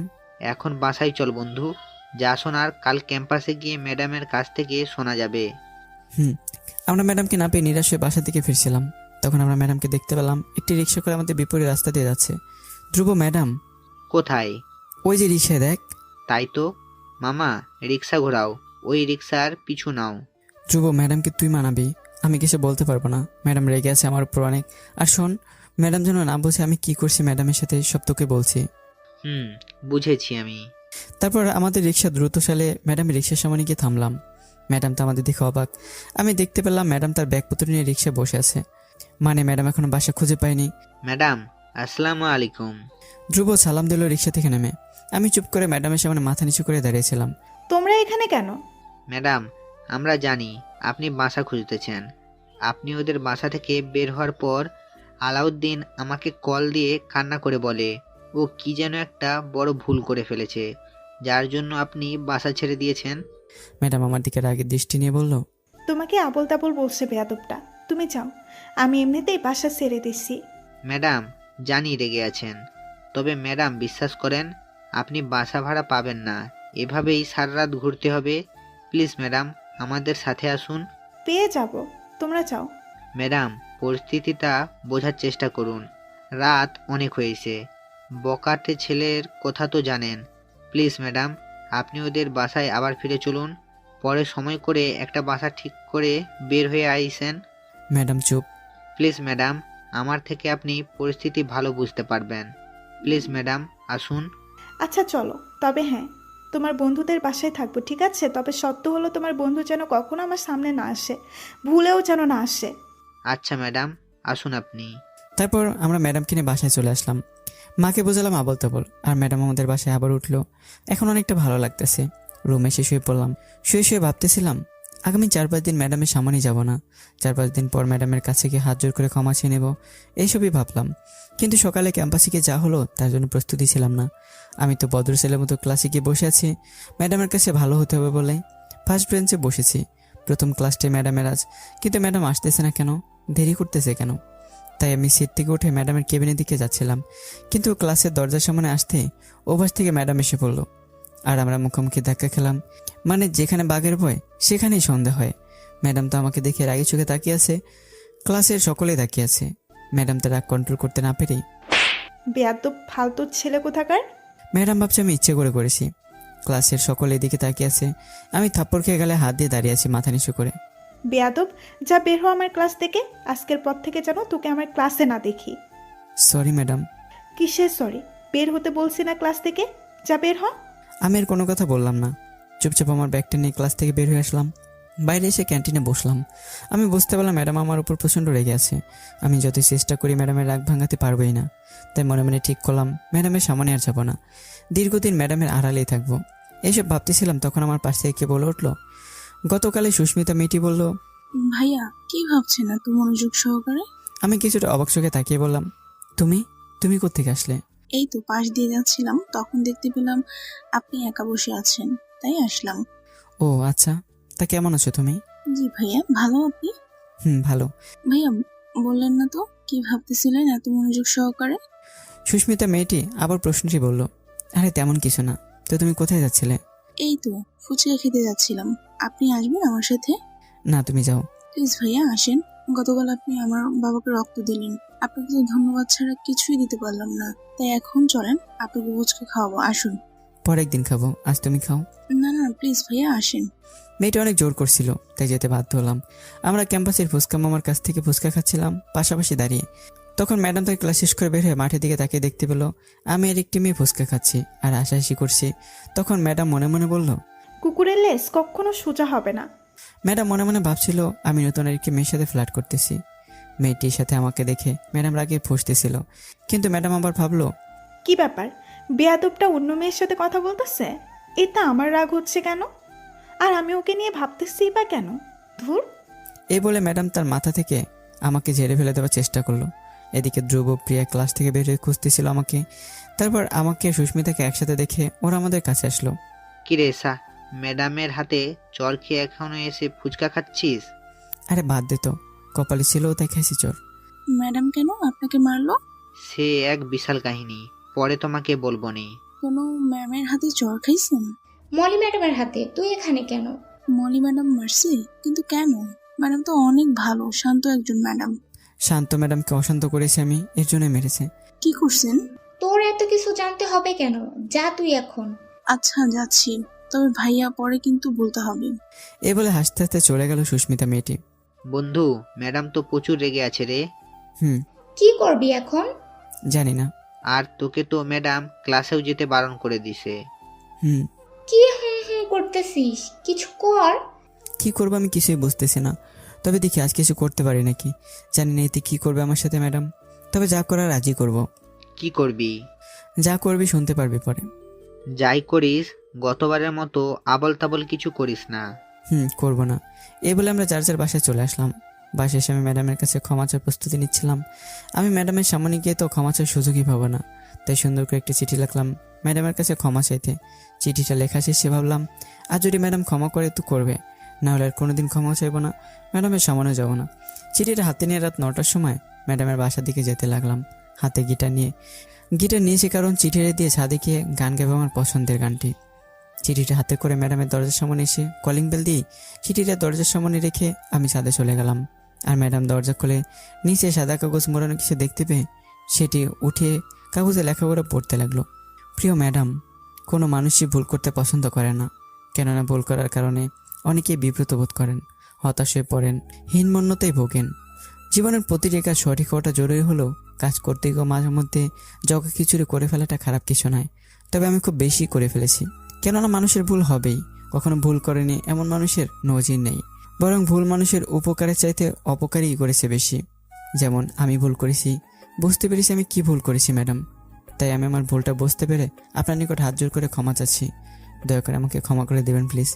আর আমাকে কোনোদিন আপনার আশেপাশে দেখতে পারবেন না। এতে আপনার অপদার্থ স্টুডেন্ট আলাউদ্দিন। চিঠিটা পড়ে ম্যাডামের মনটা কিছুটা হলেও নরম হলো আমার উপর। ম্যাডাম যে দরজাটা বন্ধ করতে যাবে তখন ছাদ থেকে গানের সুর বেশি আসতে লাগলো। আমি সাথে গিটারে তাড়াতাড়ি গান গাচ্ছিলাম। ম্যাডাম গানের শব্দ পেয়ে ছাদে আসলো আর পাশে দাঁড়িয়ে আমার গানটি শুনতেছিল, আমার প্রিয় গানটি।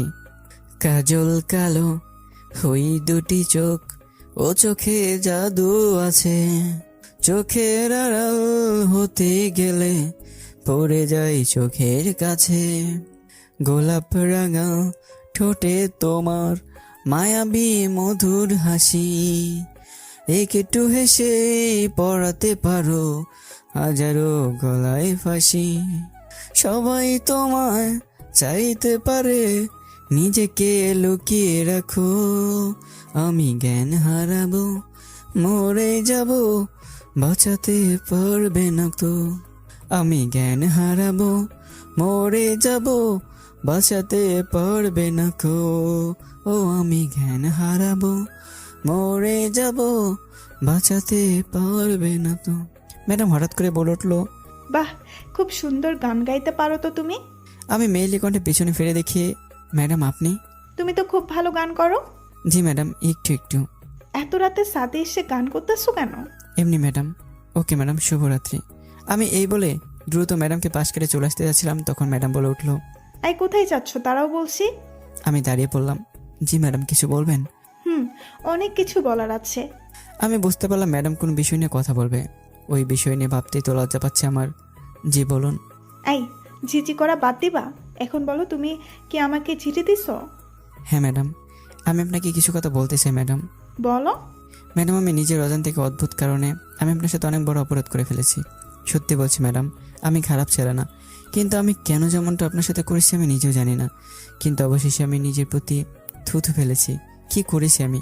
খুব রাগ হচ্ছিল আমার নিজের প্রতি।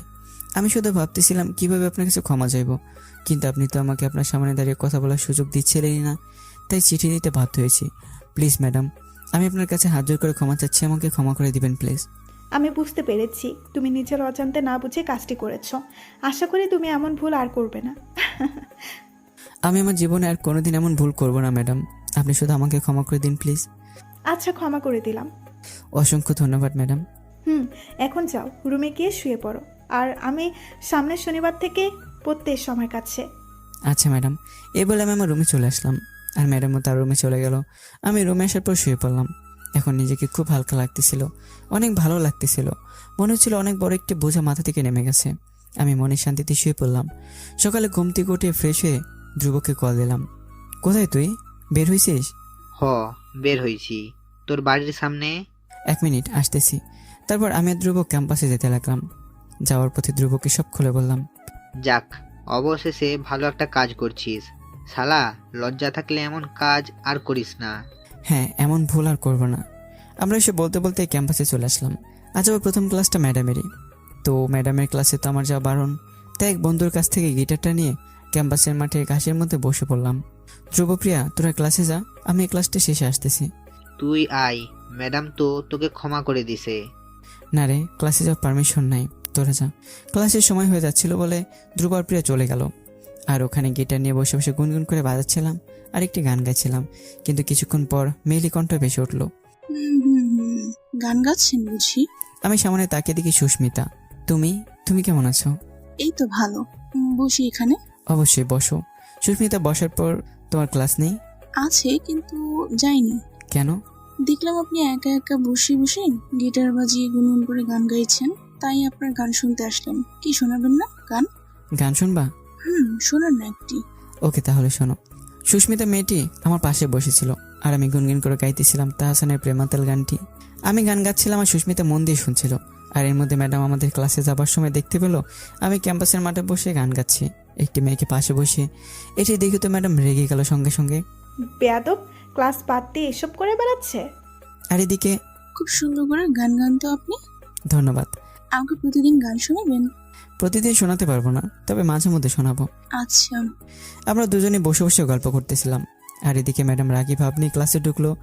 আমার সাথে একটি মেয়েকে দেখে ম্যাডামের যে এত রাগ হচ্ছে ম্যাডামের মাথায় আসতেছে না।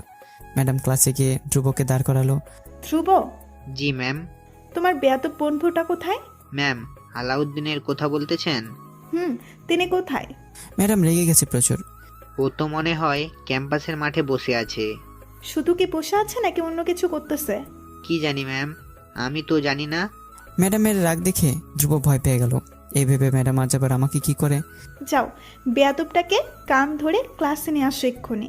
Okay madam. ধ্রুব ক্লাস থেকে বের হয়ে আমার কাছে দৌড়ে আসলো। ওই শালা, আবার কি করছিস? ধ্রুবের এরকম অবস্থা দেখে আমি সুস্মিতা দাঁড়িয়ে গেলাম। ধ্রুবকে বললাম, আমি কি করব? কিছু করো নাই। কিছু না করলে ম্যাডাম আবার তোর উপর রাগ করলো কেন? কি বলিস? ম্যাডাম আবার রাগ করেছে আমার উপর? রেগে আছে বলেই তো রাগী গলায় আমাকে বলল তোকে ক্লাসে নিয়ে যেতে। কি বলছে ম্যাডাম? ম্যাডাম তো রুমে এসেই আমাকে দাঁড় করিয়ে বলা শুরু করলো। সবকিছু ধ্রুব আমাকে বললো। আমি সবকিছু শোনার পর অবাক হয়ে বললাম, বন্ধু বিশ্বাস করে আমি কিছুই করিনি। তাহলে ম্যাডাম রেগে আছে কেন? জানি না। আচ্ছা, ক্লাসে আয়, দেখি ম্যাডাম কি বলে। তারপর সুস্মিতাকে বিদায় জানিয়ে আমরা ক্লাসে গেলাম। না জানি আজ কপালে কি আছে। আমি আর ধ্রুব ক্লাসের সামনে গিয়ে, ম্যাম আসবো? আসো। ক্লাসে ঢোকার সময় ম্যামের দিকে তাকালাম। দেখি ম্যাডাম আমার দিকে পুরুকুসকে তাকিয়ে আছে। ম্যাডামের এরকম চাহনি দেখে আমার দৃষ্টি সরিয়ে ধ্রুবর পিছন পিছনে যাচ্ছিলাম, কিন্তু তখনই ম্যাডাম পিছন থেকে ডেকে বসলো। এই যে বেয়াদব, আমি ঘুরে দাঁড়ালাম। আপনি কোথায় যাচ্ছেন? এদিকে আসেন। আমি ম্যাডামের সামনে গিয়ে দাঁড়ালাম। জি ম্যাম।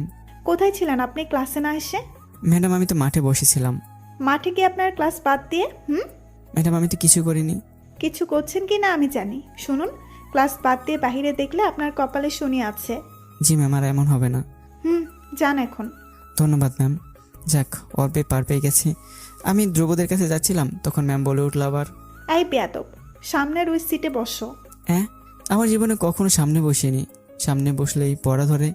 না, সামনের সিটে বসবে আজ থেকে। পেছনে দেখলে কপালে দুঃখ আছে। জি ম্যাম। তারপর আমি সামনের সিটে বসলাম, কিন্তু জীবনে প্রথম সামনের সিটে বসে নার্ভাস ফিল করতেছিলাম। আবার কিছুক্ষণ পর ম্যাডাম পড়া ধরা শুরু করলো, আর আমার অবস্থা যা তা হতে শুরু করলো। এই পড়া ধরার জন্যই আমি কখনো সামনের সিটেই বসিনি।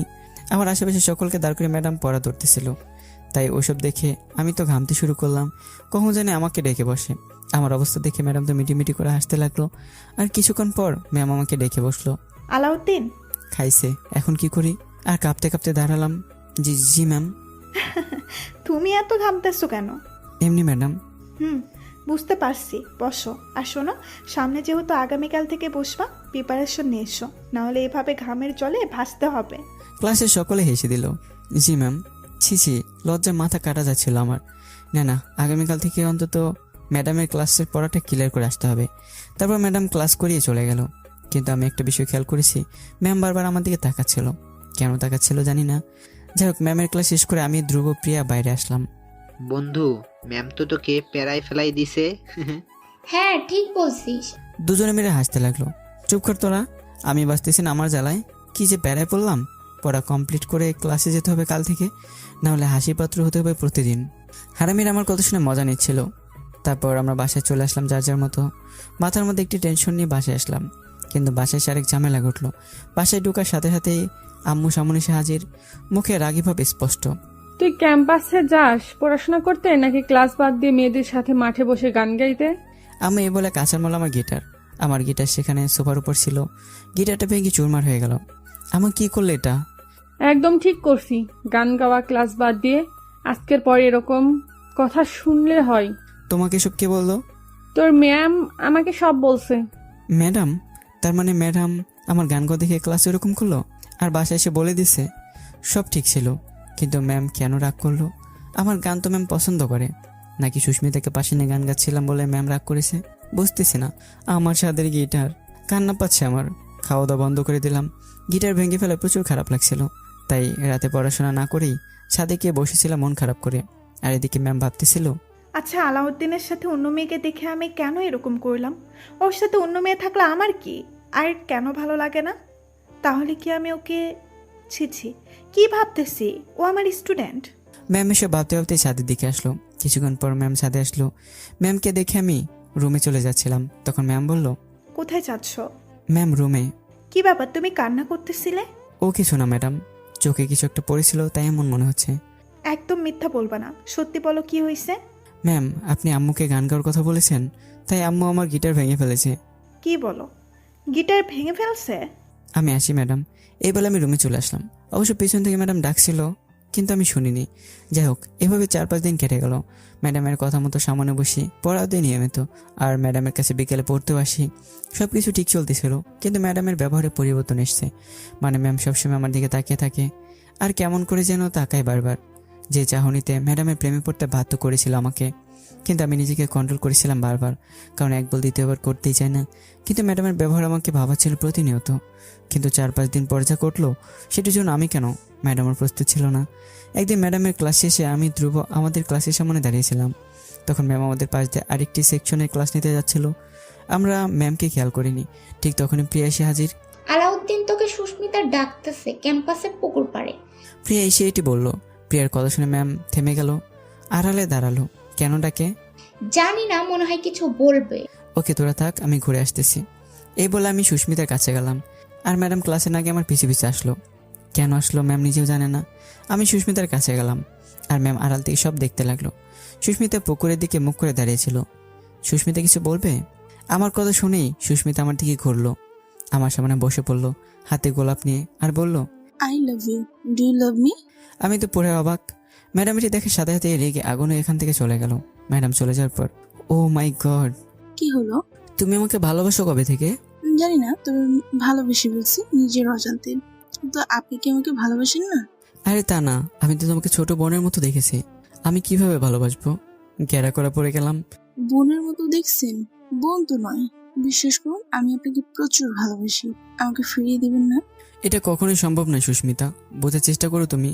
আমি বুঝতেছি না কেন সম্ভব না। বুঝতে চাই আমি, বোঝান আমাকে। আমি তোমাকে বলতে পারবো না, তবে সম্ভব না। আপনার কি গার্লফ্রেন্ড আছে? না, গার্লফ্রেন্ড নেই, তবে মনে মনে কাউকে ভালোবেসে ফেলেছি অনেক।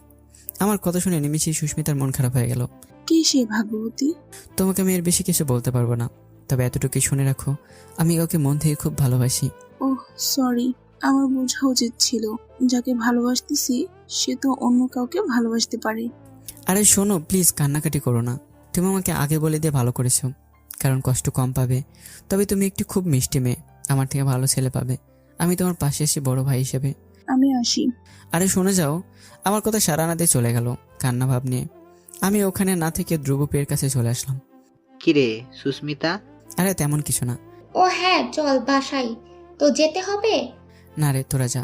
ম্যাডাম বলেছিল কলেজ শেষে ম্যাডামের সাথে মার্কেটে যেতে, তোরা যা। ওকে থাক তুই, আমরা এই বলে ধ্রুব আর প্রিয়া চলে গেল, আর আমি ম্যাডামের জন্য ওয়েট করতেছিলাম। কিন্তু ম্যাডাম বের হচ্ছিল না। সব স্যার ম্যাডামরা বের হয়ে গেল, ম্যাডামের কোনো খবর নেই। অবশেষে তখন ম্যাডাম বের হলো, আমি ম্যাডামের সামনে গেলাম। ম্যাডাম সে কখন থেকে ওয়েট করতেছি, আপনার আসার খবরই নেই। মার্কেটে যাবেন না? আসার যাবো না, তুমি বাসায় যাও। মনে হলো ম্যাডামের মন খারাপ। কেন ম্যাডাম, আপনার কি মন খারাপ? না, মন খারাপ হবে কেন? বরং আমার মনে হচ্ছে তোমার মন আজ খুব খুব খুশি। কি বলেন ম্যাডাম? আচ্ছা বাদ দাও, আমি বাসায় যাচ্ছি। এই বলে ম্যাডাম চলে গেল। কি ব্যাপার, ম্যাডামের আজ কি হলো? মনে হলো ম্যাডামের মন খারাপ। ধুর, আজ যে কি হচ্ছে কিছুই বুঝতেছি না। এইসব ভাবতে ভাবতে আমি বাসায় চলে আসলাম। এদিকে ম্যাডাম বাসায় যাওয়ার পর সবাই মন খারাপ করে বসে পড়লো, আর ফুপিয়ে ফুপিয়ে কান্না করতেছিল। ম্যাডাম মনে মনে বলতেছিল, আচ্ছা আমি কেন এত কষ্ট পাচ্ছি? ওর সাথে অন্য মেয়েকে দেখে আমি কেন কান্না করতেছি? তাহলে আমি ওকে ভালোবেসে ফেলছি, এই জন্যই কি ওর পাশে আমি অন্য মেয়েকে সহ্য করতে পারি না? এইসব ভাবতেছে আর ম্যাডাম চোখের জল ফেলতেছে। ভাবতে ভাবতে একসময় ম্যাডাম মনে মনে শিওর হয়ে পড়ে যে ম্যাডাম আমাকে ভালোবেসে ফেলেছে। তাই ম্যাডাম এখন কি করবে ভেবে পাচ্ছে না। যাই হোক, বিকেলে আমি ম্যাডামের কাছে পড়তে গেলাম। আসসালামু আলাইকুম। ওয়ালাইকুম আসসালাম, আসো। তবে ম্যাডামের মুখ ভার। আমি ভিতরে গিয়ে বসলাম, কিন্তু আজ ম্যাডাম কথা বলতেছে না, পড়াও ধরতেছে না। ম্যাডাম পড়া ধরবেন না? ম্যাম আমার দিকে তাকালো, কিছু বললো না। ম্যাম চুপ কেন, কিছু বলবেন না? মেয়েটি কে ছিল? ম্যামের কথা শুনে আমি তো অবাক। কোন মেয়ে, কিসের মেয়ে ম্যাডাম? ওহো, মনে পড়তেছে, ওকে মনে করিয়ে দিচ্ছি যে মেয়েটা তোমাকে আজ প্রপোজ করলো সেই মেয়ে। ম্যাডামের কথা শুনে আমি হতবাক হয়ে গেলাম। কি অবাক হলে? আপনি সব জানলেন কিভাবে ম্যাডাম? সেটি বাদ দাও, কেমন মেয়েটি? অবশ্য ভালো মানাবে দুইজনকে। ছি ছি, কি বলেন ম্যাডাম? ওকে বোনের মতো দেখি আমি। তাহলে প্রপোজ করলো তোমাকে? আমি জানি না কখন কি হলো। আমি তোকে বুঝিয়ে দিছি এটা সম্ভব না, আমি তোমাকে ছোট বোনের মতো দেখি। কি বলো? তারপর কি? তারপর মেয়েটি কান্না করতে করতে চলে গেল। আসলে ম্যাডাম ও হলো সুস্মিতা, আমাদের ক্যাম্পাসে নতুন শিক্ষার্থী। আপনি প্লিজ মাকে এসব কিছু বলবেন না। হঠাৎ করে ম্যাডাম হেসে উঠল। ম্যাডাম হাসেন কেন? তুমি বুঝবে না, তোমার মাকে কিছু বলবো না। তুমি এখন যাও, রেডি হয়ে এসো, মার্কেটে যাব। কি বলেন? আপনি না বলেন আর যাবেন না? এখন বলছে যাব। যাও, রেডি হয়ে এসো। ওকে। সব কিছু আমার মাথার উপর দিয়ে যাচ্ছে। যাই হোক, রেডি হয়ে মার্কেটে যাব ম্যাডামের সাথে। কিন্তু মার্কেটে গিয়ে এটি হবে জানলে আরও আগেই যেতাম মার্কেটে। যাই হোক, আমি আর ম্যাডাম রিক্সা করে মার্কেটে আসলাম। বাসা থেকে বেশি দূরে না, ইচ্ছে করলে হেঁটে আসা যায়, কিন্তু দেরি হবে দেখে রিক্সায় গেলাম। মার্কেটে এসে ম্যাডাম আমাকে নিয়ে বাদ্যযন্ত্রের দোকানে নিয়ে গেল। ম্যাডাম এইখানে কেন? চুপ। হ্যালো, একটি গিটার দেখাবেন প্লিজ? জি অবশ্যই। ম্যাডাম গিটার কেন? চুপ থাকতে বলছি না তোমাকে? কিন্তু ম্যাডাম। চুপ। ম্যাডামের রাগ দেখে বরাবরের মতো সাইলেন্ট হয়ে গেলাম। আমি চুপ। তারপর ম্যাডাম অনেকগুলো গিটার থেকে নিজের পছন্দ মতো একটি গিটার কিনলো। তারপর আমাকে ধরতে বললো। তারপর সেখান থেকে কাপড়ের দোকানে গেল। সেখান থেকে দুটো শার্ট, দুটি প্যান্ট, জুতা নিল। ম্যাডামের এসব কেনা দেখে আমার মনের এক পাশ বলতেছে, আলাউদ্দিন তোর জন্য এত কিছু কিনতেছে রে। আবার মনের আরেক পাশ বলতেছে, হয়তো ম্যাডাম তার বয়ফ্রেন্ডের জন্য এসব কিনতেছে। ম্যাডাম সবশেষে নিজের জন্য কিছু কিনে সব ব্যাগপত্র আমার হাতে দিল। এত কিছু আমার হাতে বহন করা কি ঝামেলা মনে হচ্ছে, আমি ম্যাডামের চাকর। যাই হোক, মার্কেটের মধ্যে ম্যাডাম তেমন কিছু বলে নাই, শুধু কেনাকাটা করছে। মার্কেট থেকে বের হওয়ার পর আমি সাহস করে বলে ফেললাম, ম্যাডাম একটা কথা বলবো? পারমিশন নেবার কি আছে, বলো কি বলবা? ম্যাডাম গিটার, প্যান্ট, শার্ট, জুতো এগুলো ছেলে মানুষের জন্য। কিন্তু কেন বলো তো? ও বুঝেছি, আপনার বয়ফ্রেন্ডের জন্য নিছেন। আমার কথা শুনে ম্যাডাম দাঁড়িয়ে বললো আর রাগি চোখে আমার দিকে তাকালো। কি বললে? সরি ম্যাডাম, বেশি বলে ফেলেছি, সরি। আমি সঙ্গে সঙ্গে সরি বলে ফেললাম। ভুল করেছো, এর শাস্তি পেতে হবে তোমাকে। কি শাস্তি ম্যাডাম? শাস্তি হলো এখন পুরোটা পথ হেঁটে যাবা, এটাই শাস্তি। কিন্তু ম্যাডাম এত কিছু নিয়ে হাঁটবো কিভাবে? কেন? পা দিয়ে। ম্যাডাম কষ্ট হবে তো। আর মনে হচ্ছে বৃষ্টিও আসবে, আকাশে তারাই দেখা যাচ্ছে না, মেঘলা মেঘলা ভাব। ওয়াও, বৃষ্টি আসলে তো সেই হবে। চলো এখন হাঁটি। কিন্তু ম্যাডাম আমার কষ্ট হবে তো। চুপ, চলো। তারপর আমি আর কিছু না বলে ম্যাডামের সাথে পাশাপাশি ফুটপাথ দিয়ে হেঁটে যাচ্ছিলাম। রাত প্রায় 10টা বাজে। রাস্তাটাও ফাঁকা ফাঁকা, আকাশে মেঘে কালো হয়ে গেছে পুরো আকাশ। এই বুঝি মুষলধারে বৃষ্টি নামা শুরু করবে। হালকা শীতল বাতাস বয়ে যাচ্ছে মাঝে মাঝে। আর পাশে মনের মানুষ মানে সুন্দরী ম্যাডাম, সবকিছু মিলে একটা চমৎকার পরিবেশ। আমি নীরবে ম্যাডামের পাশাপাশি হাঁটতেছি, আর মাঝে মাঝে আমার হাতটা ম্যাডামের হাতের সাথে স্পর্শ পাচ্ছিল। ম্যাডামও হাত সরাচ্ছিল না, আমিও তাই সরাচ্ছিলাম না। সত্যি বলতে এক অদ্ভুত ভালো লাগা কাজ করতেছিল আমার মধ্যে। কিছুক্ষণ পর ম্যাডাম বলল, আচ্ছা আলাউদ্দিন, একটি কথা বলি। ম্যাডামের এভাবে কোনোদিন কথা বলতে শুনিনি। জি ম্যাডাম বলুন। না না ম্যাডাম না, মলি বলবা। যখন আমরা দুজন ছাড়া আশেপাশে কেউ না থাকে, আর তুমিও বলবা, আপনি বলবা না।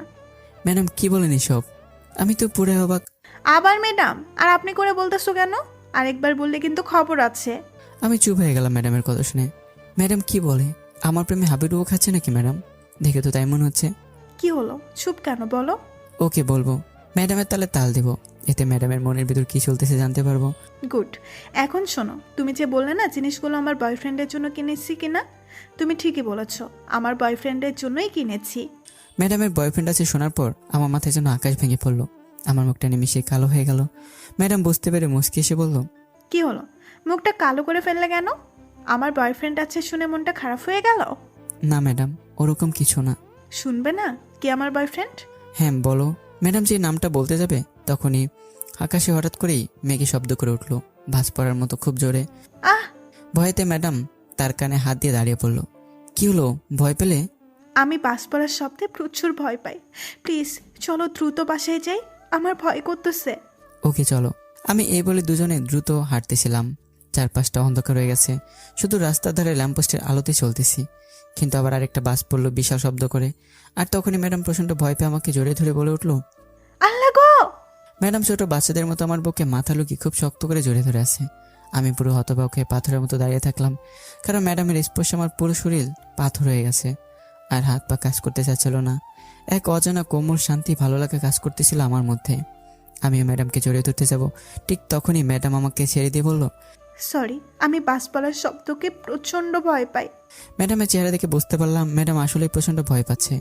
ইটস ওকে, সরি বলার মতো কিছু হয়নি। ম্যাডাম এখন লজ্জাভাবে হাঁটতেছিল, লজ্জা পাই সে জড়িয়ে ধরেছে বলে আমাকে। আমি খোদার কসম করে বলতেছি, তখন মনে মনে আল্লাহর কাছে প্রার্থনা করতেছিলাম বারবার করে, আরেকবার বাস পড়ুক।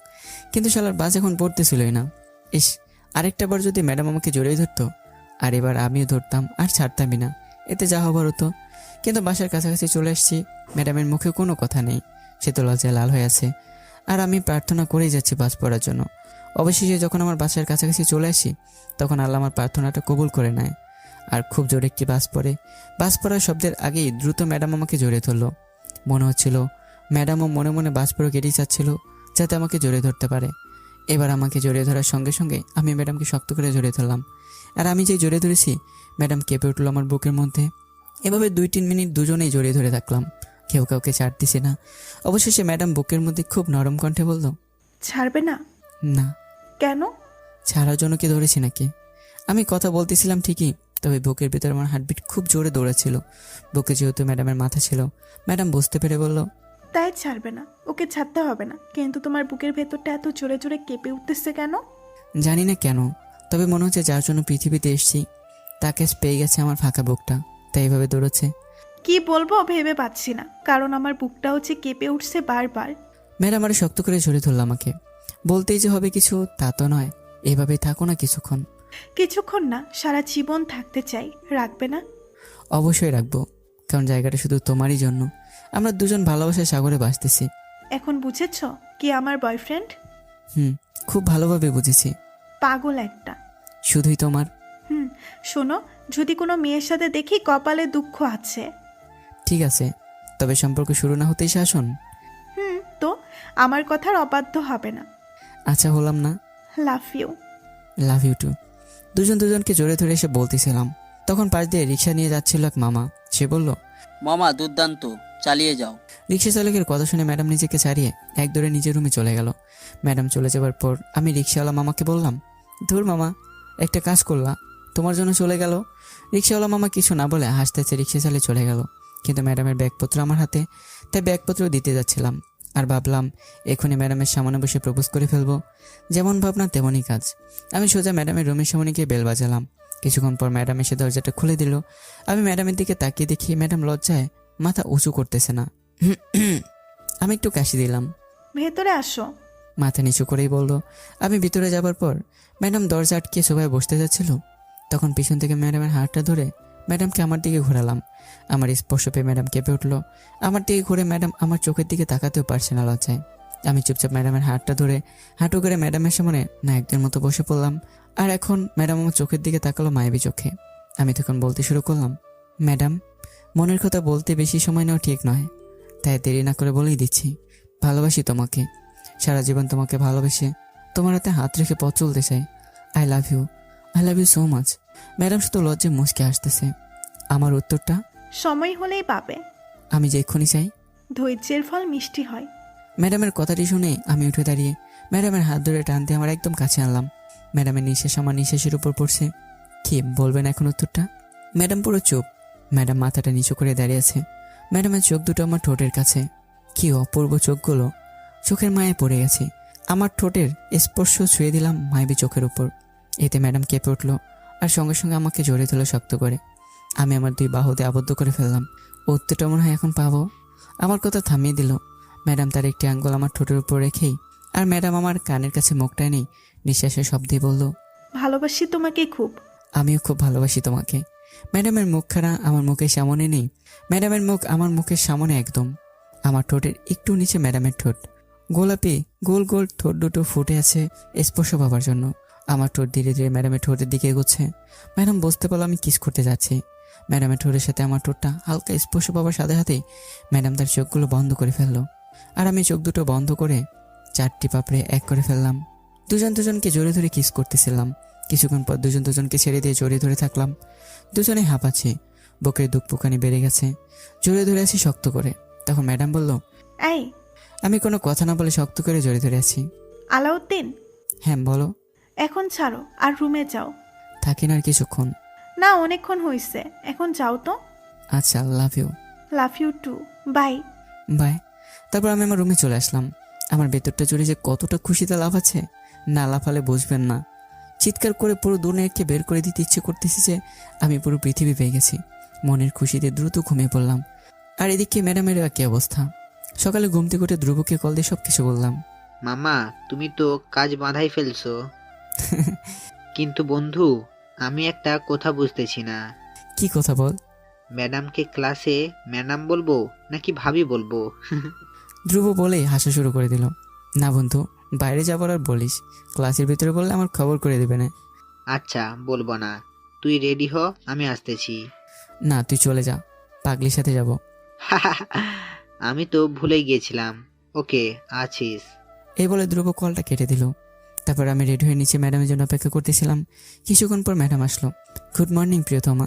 এই চুপ চুপ। এ বলে আমার মুখে হাত দিয়ে আটকে ধরলো, আর আমি অমনি হাতের মধ্যে কিস করলাম। ম্যাডাম দ্রুত হাতটা সরিয়ে নিল। কি ফাজিল, যাও রিক্সা ডাকো। তারপর আমি একটা রিক্সা ডেকে দুজনে রিক্সা উঠলাম। আমি রিক্সা উঠে ম্যাডামের দিকে চেপে বসেছি, যতটা সম্ভব বসা যায়।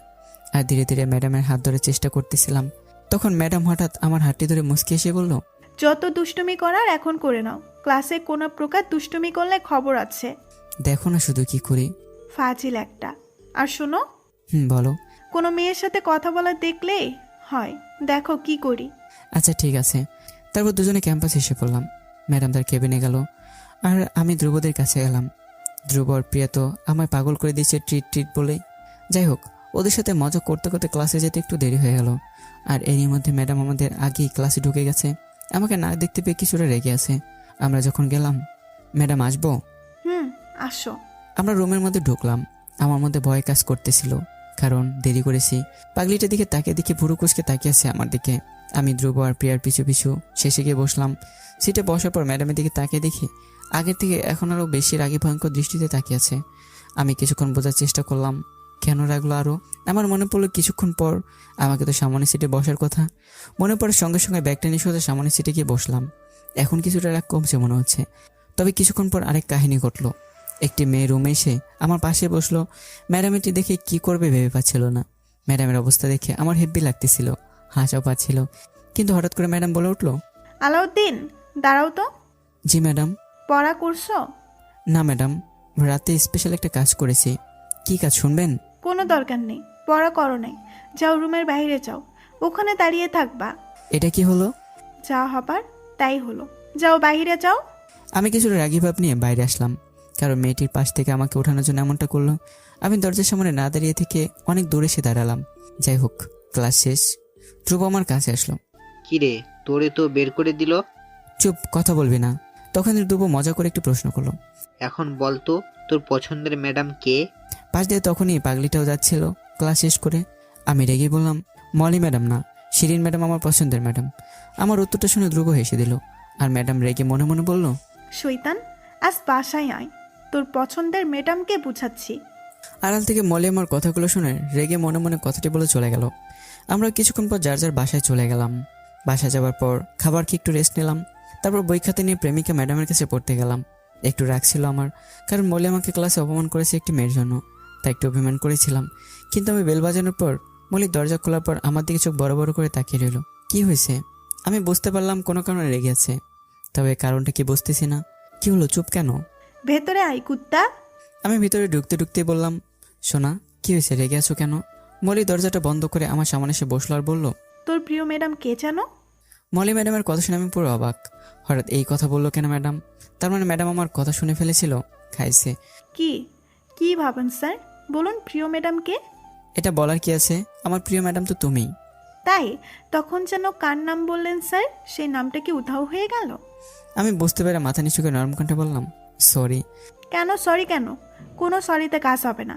আমি তো মজা করে বলেছি, তখন মন থেকে তো বলিনি। মজা না, মজা ছুটাচ্ছি, দাঁড়াও। আমাকে দাঁড়াতে বললো। আমি দাঁড়ালাম অসহায় চোখে তাকিয়ে। কান ধরো। হ্যাঁ, না, কান ধরতে বলছি। আমি বুঝতে পেরে ভালো ছেলের মতো কান ধরলাম। এভাবে কান ধরে দাঁড়িয়ে থাকো। আমি কান ধরে দাঁড়িয়েছি। কিছুক্ষণ পর বললাম, আমার পা ব্যথা করতেছে। 2 মিনিটও হয় নাই আর পা ব্যথা শুরু হয়ে গেছে? এবার ছাড়ি কান। না, আরও 10 মিনিট। আমি তখন বিরক্ত হয়ে বিড়বিড় করে বললাম, নিজে যে বিনা কারণে আমাকে ক্লাস থেকে বের করে দিল সেদিকে খেয়াল নেই। কি বললে? কই কিছু না তো। হুম। আর কিছুক্ষণ পর মলি বলল, এবার কান ছাড়ো আর বসো। আমি দ্রুত বসলাম, তবে মনটা বার করে আছে, মানে অভিমান করে। পড়া বের করো। আমি কিছু না বলে মাথা নিচু করে থাকলাম। কি অভিমান করছো? কোনো লাভ নেই, দোষ করছো, শাস্তি দিচ্ছি। পড়া বের করো। করব না। আমার পাগলটা কি অভিমান করছে? মলি বুঝতে পারলো আমি বড্ড অভিমান করেছি, তাই আমার কাছে এসে বলল, উম্মুয়া। আমার কপালে চুমুকে দিল। এখনো কি অভিমান আছে নাকি কমছে? অভিমান কমে জলে পরিণত হয়ে গেছে। পাগল একটা। শুধুই তোমার। আমার শুধু। আর এভাবে মান অভিমান খুনসুটি নিয়ে চলছিল আমাদের ভালোবাসা। কিন্তু আমার ভালোবাসা বড় একটি বিপর্যয় নেমে আসে, যা আসবে আমার আগে থেকে জানতাম।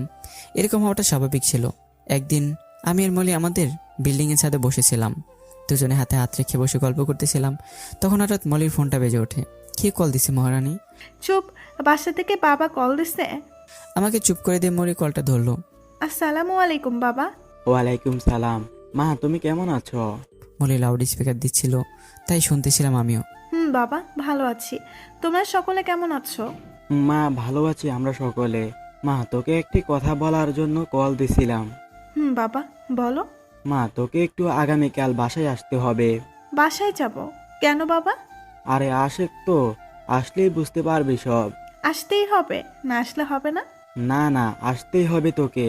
ওকে, আসবনি, তবে গিয়েই পরের দিন চলে আসবো কিন্তু। আচ্ছা ঠিক আছে। ওকে। তারপর মলি কিছুক্ষণ বাবার সাথে কথা বলে কলটা রেখে দিল। তাহলে কালকে আমাকে রেখে গ্রামে যাবে? আরে পাগল, একদিনের জন্য যেতে তো হবেই। কেন যেতে বলতেছে? জানি না তো, কে যেতে বলবো, ওখানে গিয়ে শুনেই তোমাকে জানাবো। মলি কালকে চলে যাবে শুনে মনটা খারাপ হয়ে গেল। যদিও একদিনের জন্য, তবু আমার ভালো লাগতেছিল না। কেমন জানি ভালো লাগতেছিল না কোনো কিছুই। মনে হচ্ছিল জীবন থেকে একটি বড় মূল্যবান জিনিস হারিয়ে যাচ্ছে। যাই হোক, পরের দিন ম্যাডাম রেডি হয়ে বের হয়ে গেল। রাস্তায় যাবার পরে কথা হয়েছে বারবার, কিন্তু বাড়িতে ঢোকার পর আর কথা হয়নি পাগলিটার সাথে। প্রায় 3 ঘন্টা হতে চলল, মলির কোনো খবর পাই না। অনেকবার কল দিছি, শুধু কেটে দিছে বারবার। খুব টেনশন হচ্ছিল। এভাবেই সন্ধ্যা হতে চলল। সন্ধ্যার কিছুক্ষণ পর মলির নাম্বার থেকে কল আসলো। সাথে সাথে কলটা ধরলাম। এই পাগলি কি হয়েছে, এতক্ষণ কোথায় ছিলে? কলটা ধরে আমি পাগলের মতো বললাম, কিন্তু মলির ওপাশ থেকে শুধু মলির চাপা কান্নার শব্দ আসতে লাগলো। আমি মলির কান্না শুনে অবাক হয়ে বললাম, এই পাগলি কান্না করতেছো কেন? কি হয়েছে বলো না প্লিজ। আমার সাথে কেন এমন হলো? এটা বলে মলি কান্না করতে লাগলো। আরে কি হয়েছে সেটা তো বলো। আমি বাসায় আসার পর মলি সব বলতে লাগলো। এই তো মলি এসে গেছে। মলি রুমের মধ্যে ঢুকে দেখলো অনেক মানুষ। এত মানুষ দেখে বিচলিত হলো মলি। আয় মা, এখানে বস। মলির মা মলিকে তার পাশে বসতে বলল।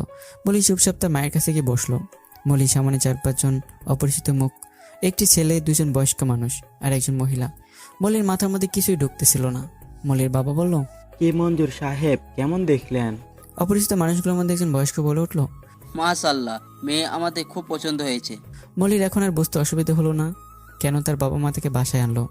হ্যাঁ, মলির বাবা মা মলির বিয়ে ঠিক করেছে। এগুলো কি হচ্ছে মা? একটু রাগী গলায় মলির মা, চুপ, পরে বলবো, বসে থাক চুপ করে। মলির মন চাচ্ছে চিৎকার করে এসবের প্রতিবাদ করতে, কিন্তু করতে পারছে না, কারণ তার বাবা মার সম্মান নষ্ট হবে এই ভেবে। তাই সবকিছু সহ্য করে মলি চুপচাপ সেখানে বসেছিল। তাহলে দিনকাল ঠিক করি, কি বলেন? আচ্ছা। তারপর তারা কথাবার্তা বলে মলির বিয়ের দিন ঠিক করলো। লোকজন সব বাসা থেকে বের হবার পর মলি একটু আড়ালে এসে আমাকে কল দিল। এই পাগলি কি বলো এসব? বিশ্বাস করো, আমি এগুলোর কিছুই জানতাম না। এখন কি করবা? জানি না, করব আমি। বাবা অনেক রাগী মানুষ, বাবা কখনো আমাদের ভালোবাসা মানবে না। তাহলে কি করবা? চলো দুজন পালিয়ে যাই। না, এখন এসব না। আমি এখন বাবা মার সাথে কথা বলবো তোমাকে নিয়ে। জানি কোনো লাভ হবে না, কারণ বাবার কাছে সবকিছুর ঊর্ধ্বে তার মান সম্মান। এই কেমন পরিবার তোমার, যার বেতার সাথে কথা না বলেই ছেলে বাড়ির উপর নিয়ে আসছে? যে সারা জীবন সংসার করবে, তার কাছে একটা বড় বিষয়টা বলার প্রয়োজন মনে করলো না তোমার বাবা মা? তারা যা বলবে সেটাই মেনে নিতে হয় আমাদের। ছোটকাল থেকে যা চেয়েছি সব কুরবানি দিয়েছি তাদের ইচ্ছা পূরণ করতে। তোমার বাবা মা শিক্ষিত তো মলি? আলাউদ্দিন। সরি, কিছু মনে করো না, তবে আমি বলতে বাধ্য হচ্ছি, তোমার বাবা মা অশিক্ষিতর মতো বিয়ে ঠিক করেছে। মনে হচ্ছে তারা সংসার করবে, তুমি না। তার ইচ্ছার মূল্য আছে, তোমার নেই। তুমি ঠিকই বলেছ, তারা কি একবারও জানার প্রয়োজন বোধ মনে করলো না?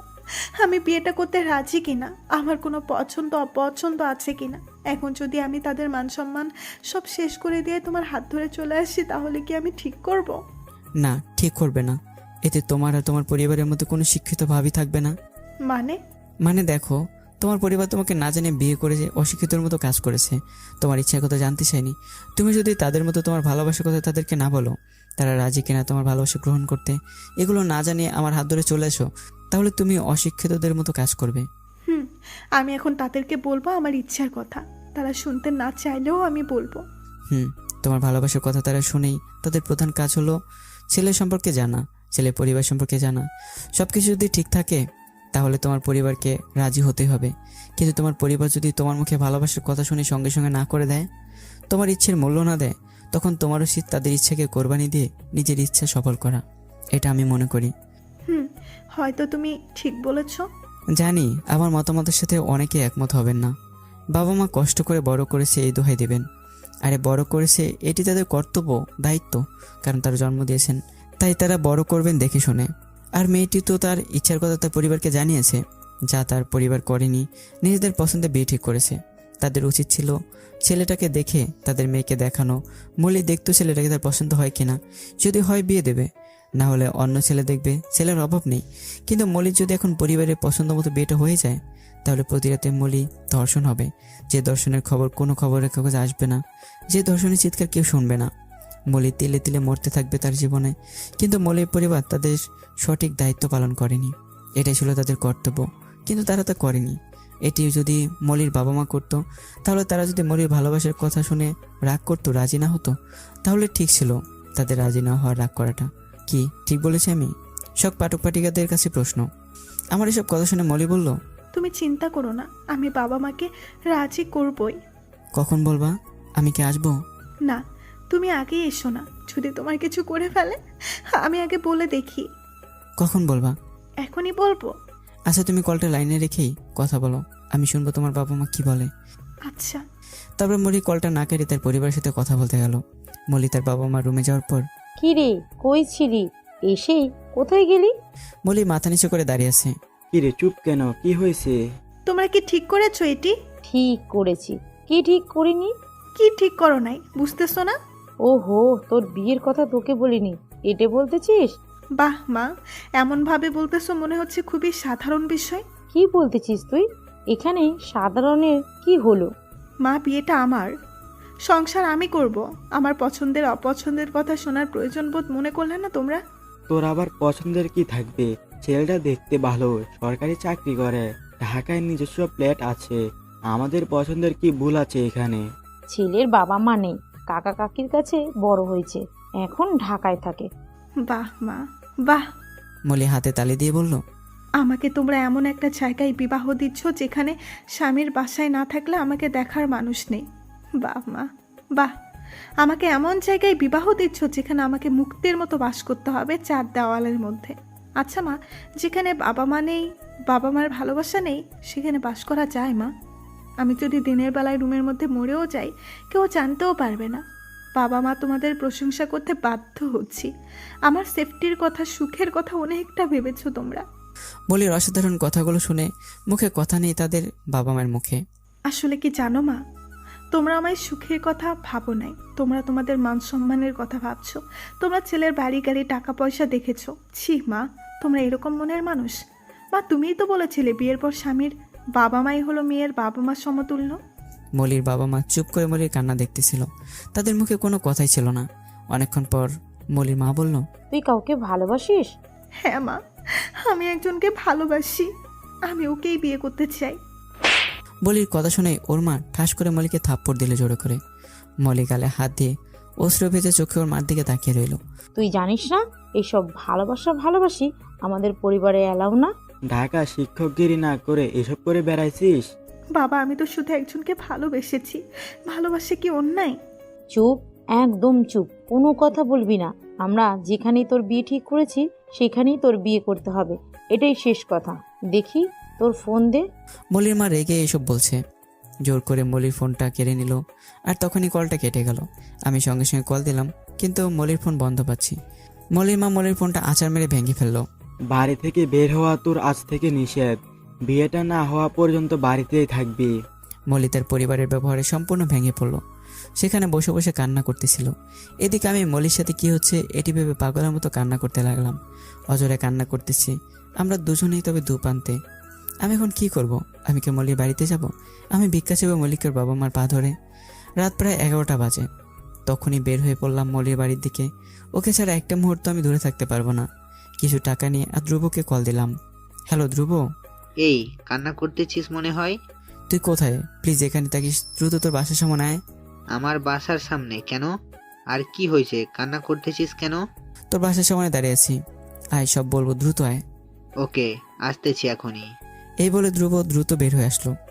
কি রে, কি হয়েছে, কান্না করতেছিস কেন? টাঙ্গাইল যাবো চল। টাঙ্গাইল কেন? আজব। মলির বিয়ে হয়ে যাচ্ছে অন্য জায়গায়, তাই টাঙ্গাইল যাচ্ছি মলিকে ভিক্ষা চাইতে। কি বলিস? মলির বিয়ে মানে? ওই, আমাকে সব খুলে বলতো।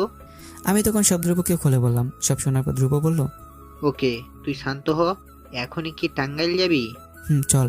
আচ্ছা ঠিক আছে, আমি কিছু টাকা নিয়ে আসি, তুই থাক। টাকা আনতে হবে না, আমি আনছি। চুপ কর, যদি বিপদে পড়ে যাই থাক। এই বলে ধ্রুব আরও কিছু টাকা আনলো। তারপর দুজনে সোজা বাস স্ট্যান্ডে চলে আসলাম। কাউন্টারে গিয়ে জানতে পারলাম এত রাতে টাঙ্গাইলে কোনো বাস নেই। বন্ধু, বাস নেই তো কি করবি? প্রাইভেট কার ভাড়া কর। ওকে। তারপর দ্রুত একটি প্রাইভেট কার ভাড়া করে আনলো। প্রাইভেট কারে করে আমরা দ্রুত টাঙ্গাইলে চলে আসলাম। রাত শেষ হওয়ার আগেই। রাতে তো মলিদের বাসায় যেতে পারবো না, তাই টাঙ্গাইলে বাস কাউন্টারে দুজনে বসে আছি। আমি নীরবে চোখের জল ফেলে যাচ্ছি। আর এদিকে মলি সারা রাত ঘুমোতে না পেরে রুমের মধ্যে নীরবে কান্না করে যাচ্ছে। অবশেষে যখন সকাল হলো, ভোরের আলো ভালো করে ফোটার আগেই আমরা মলিদের বাসার সামনে চলে আসলাম। আমি জানি না কীভাবে মলিদের বাসা খুঁজে পেলাম, কিন্তু আমার ভালোবাসা মলিদের বাড়িতে নিয়ে আসছে। মলিদের বাড়ির সামনে এসে আমি সোজা মলিদের বাসায় ঢুকে পড়লাম। বাড়িটা চারপাশে দেয়াল দিয়ে ঘেরা, 2 তলা বাড়ি। বাড়ির উঠোনে বাবার বয়সী একজনকে বসে থাকতে দেখলাম। তিনি আমাদেরকে দেখে কাছে এসে বলল, কে তোমরা? আঙ্কেল, আমি আলাউদ্দিন। আপনি কি মলির বাবা? আমি মলির বাবা, কিন্তু তোমাকে তো এর আগে আমাদের এখানে দেখি নাই। কার ছেলে তুমি? মলির বাবা জানার সঙ্গে সঙ্গে আমি ওনার পা জড়িয়ে ধরলাম। আঙ্কেল, আমি ঢাকা থেকে এসেছি, প্লিজ আমাকে ফিরিয়ে দেবেন না। আমি মলিকে খুব ভালোবাসি। তুমি ঢাকা থেকে আসছো? দেখি পা ছাড়ো। প্লিজ আঙ্কেল, আমাকে ফিরিয়ে দেবেন না। দেখি তুমি ওঠো, তুমি আমার সাথে ভিতরে আসো। মলির বাবা আমাকে তুলে দাঁড় করালো, আমাকে নিয়ে ভেতরে গেল। এখানে বসো বাবা। খুবই নরম কণ্ঠে কথা বলতেছিল মলির বাবা। মলির মাও চলে আসলো। আমি আর ধ্রুব বসলাম। তোমার নাম কি বাবা? জি, আমার নাম আলাউদ্দিন। মলির মা, তুমি মলিকে ডাক দাও। মলির মাকে বলল আঙ্কেল। তারপর মলির মা মলিকে ডাক দিতে গেল। তোমার নাম আলাউদ্দিন, তোমার বাবা কি করে? জি, আমার বাবা নেই, মারা গেছেন তিনি। ও, তোমার বাবা নেই? না। তোমার মা? আমার মা বেঁচে আছেন। ও, তোমরা কি ঢাকায় কি ভাড়া থাকো? জি না আঙ্কেল, আমার নিজস্ব 4 তলা ভবন আছে। ওহো, তুমি কি করো? জি, আমি পড়াশোনা করতেছি। কি, তুমি কোনো কাজ করো না? আসলে আমার পড়াশোনা শেষ হলেই চাকরি হয়ে যাবে ইনশাল্লাহ। সেটি পরের কথা। আচ্ছা বাবা, তোমরা তো শিক্ষিত ছেলে, তোমাকে কিছু কথা বলি। জি বলুন। বাবা, ধরলাম তোমাদের ভালো বাড়ি আছে, টাকা পয়সাও আছে, কিন্তু কোন বাবা মা কি চায় বেকার ছেলের হাতে মেয়েকে দিতে, বলো তুমি? আঙ্কেল, আমার চাকরি হয়ে যাবে, প্লিজ আমাকে একটাবার সুযোগ দিন। আমি মলিককে অনেক খুশি রাখবো। আমার কথার উত্তর দাও শুধু। না, দিবে না। তো আমি কিভাবে দেব বলো? আর তাছাড়া আমি এক জায়গায় কথা দিয়ে ফেলেছি, এখন তোমার হাতে মেয়েকে তুলে দিলে কি আমার মান সম্মান কি থাকবে বলো বাবা? আমার মুখে কোনো কথা নেই, শুধু নীরবে বসে বসে কান্না করতেছি। কি বলবো আমি? উনি তো ঠিকই বলেছে, বেকার ছেলের কাছে কে মেয়ে বিয়ে দেবে? বাবা, তোমরা আসছো ভালো করছো, তোমার ভালোবাসাটা প্রকৃত ছিল বলে আসছো, কোনো ভয় ডর না করে। কিন্তু বাবা, আমার কিছু করার নেই। আঙ্কেল, আমার একটি শেষ ইচ্ছে রাখবেন? বলো। আমি কি শেষবারের মতো মলির সাথে কথা বলতে পারি? ওকে, মলে যাও, ওর সাথে ছাদে গিয়ে কথা বলো। মলি আমাদের পেছনে এসে দাঁড়িয়েছিল। পাগলিটির দিকে তাকিয়ে দেখি পাগলিটির মুখে চোখের পানি শুকিয়ে আছে। মলি অশ্রু ভেজা চোখে ছাদে গেল। আমি পিছে পিছে ছাদে আসলাম। ছাদে আসার পর মলি সঙ্গে সঙ্গে আমাকে জড়িয়ে ধরলো। আমাকে জড়িয়ে ধরে কান্না করতে করতে বলল, প্লিজ আমাকে এখান থেকে নিয়ে চলো, তোমাকে ছাড়া আমি বাঁচবো না। আমিও নীরবে ওকে জড়িয়ে ধরে কান্না করতে লাগলাম। কিছুক্ষণ পর আমি মলিককে ছাড়িয়ে ওর হাত আমার মাথায় ঠেকে বললাম, আমার মাথায় হাত রেখে বলো, নিজের কোনো ক্ষতি করবা না। কি বলো তুমি? আমার এই কথা শুনে মলি কান্না শুরু করে দিল জোরে জোরে। তুমি তো তোমার বাবার কথা শুনেছো, উনি ভুল কিছু বলেনি। কি দেখে তোমায় আমার হাতে তুলে দেবে বলো? প্লিজ এসব বলো না। তুমি আমাকে একা রেখে চেও না। চলো আমরা পালিয়ে যাই। না, পালিয়ে গিয়ে বাবা মায়ের সম্মান নষ্ট করবো না আমরা। ওনাদের অভিশাপ ঘাড়ে নিয়ে আমরা সুখী হতে পারবো না। ওনাদের সম্মান বাঁচানোর জন্য আমাদের ভালোবাসাকে কোরবানি দিলাম। প্লিজ এমনটা করো না, বাঁচবো না আমি। না, কথা দাও নিজের কোনো ক্ষতি করবে না। তবে বিশ্বাস রাখো, এই জন্মে তুমি আর আমি এক হতে পারলাম না, তবে পরকালে আল্লাহ আমাদের এক করবে, বিশ্বাস রেখো। বলে আমার কথা শুনে অঝরে কান্না করতে লাগলো। শোনো, নিজের যত্ন নিবা, আর সবসময় ভাববা তোমার পাগল তোমাকে এখনো ভালোবাসে। ভালো থেকো, বাই। এই বলে আমি কান্না করতে করতে চলে আসতেছিলাম, আর পেছনে মলি ছাদে বসে পড়ে কান্না করতেছিল পাগলের মতো। আমাকে রেখে চেও না প্লিজ। আমি আর ধ্রুবও বেরিয়ে আসলাম, আর নিঃশ্বাসকে পেছনে ফেলে। বিশ্বাস করুন, আমার সত্যি শ্বাস নিতে কষ্ট হচ্ছিল। হৃদয়ের ভিতরে সবকিছু ভেঙে চুরমার একাকার হয়ে যাচ্ছিল। মনে চাচ্ছিল এক্ষুনি মলির কাছে গিয়ে পাগলিটিকে জড়িয়ে ধরে বলি, তোমাকে ছাড়া কোথাও যাচ্ছি না আমি, তোমার পাগল সর্বদা তোমার কাছেই থাকবে। কিন্তু আমি চাই না সেটি আর কিন্তু আমি চাইলেও সেটি আর করতে পারবো না। চলে আসলাম মলির রাজ্য ছেড়ে অনেক দূরে, যেখানে মলির কোনো ছায়া পড়বে না। খুব কষ্ট হচ্ছে জানেন। এদিকে মলি ছাদ থেকে কান্না করতে করতে রুমের দরজা বন্ধ করে কান্না করতেছিল। এসব দেখে মলির বাবা মার মনটা একটু নরম হলো না। আমি আর ধ্রুব ঢাকায় চলে আসলাম। বাসায় ঢুকতে মার সামনে পড়ে গেলাম। কি রে, কোথায় গিয়েছিলি তোরা? আর তোর চোখ লাল কেন? মা আমার দিকে তাকিয়ে আমি কান্না ধরে রাখতে না পেরে মাকে জড়িয়ে ধরে কান্না করতে লাগলাম। এই বাবা, তুই কান্না করতেছিস কেন? কি হয়েছে বল আমাকে। মা আমার চোখের পানি দেখে অস্থির হয়ে উঠল। মা, আমি ওকে খুব ভালোবাসি, ওকে ছাড়া কিভাবে বাঁচবো আমি? কান্না করতে করতে বললাম। কাকে ছাড়া বাঁচবো না? কি হয়েছে খুলে বল আমাকে। আমি আর কিছু না বলে কান্না করতে করতে রুমে চলে আসলাম।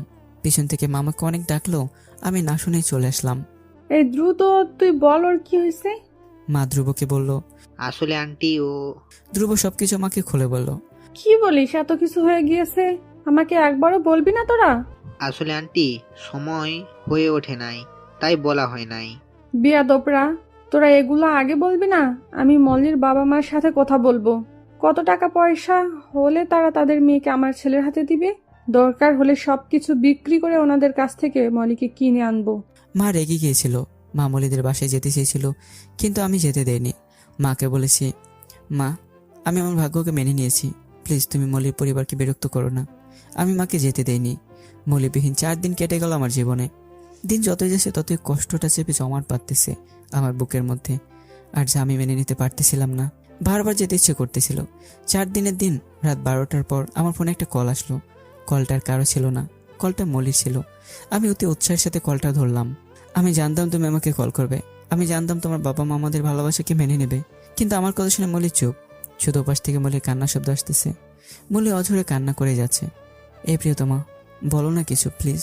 তোমার মতো আমিও ভেবেছিলাম বাবা মা হয়তো আমাদের ভালোবাসাকে মেনে নিবে, কিন্তু আমার বাবা মা এমন না পাগল, তারা কাল আমার বিয়ে দিয়ে দিচ্ছে।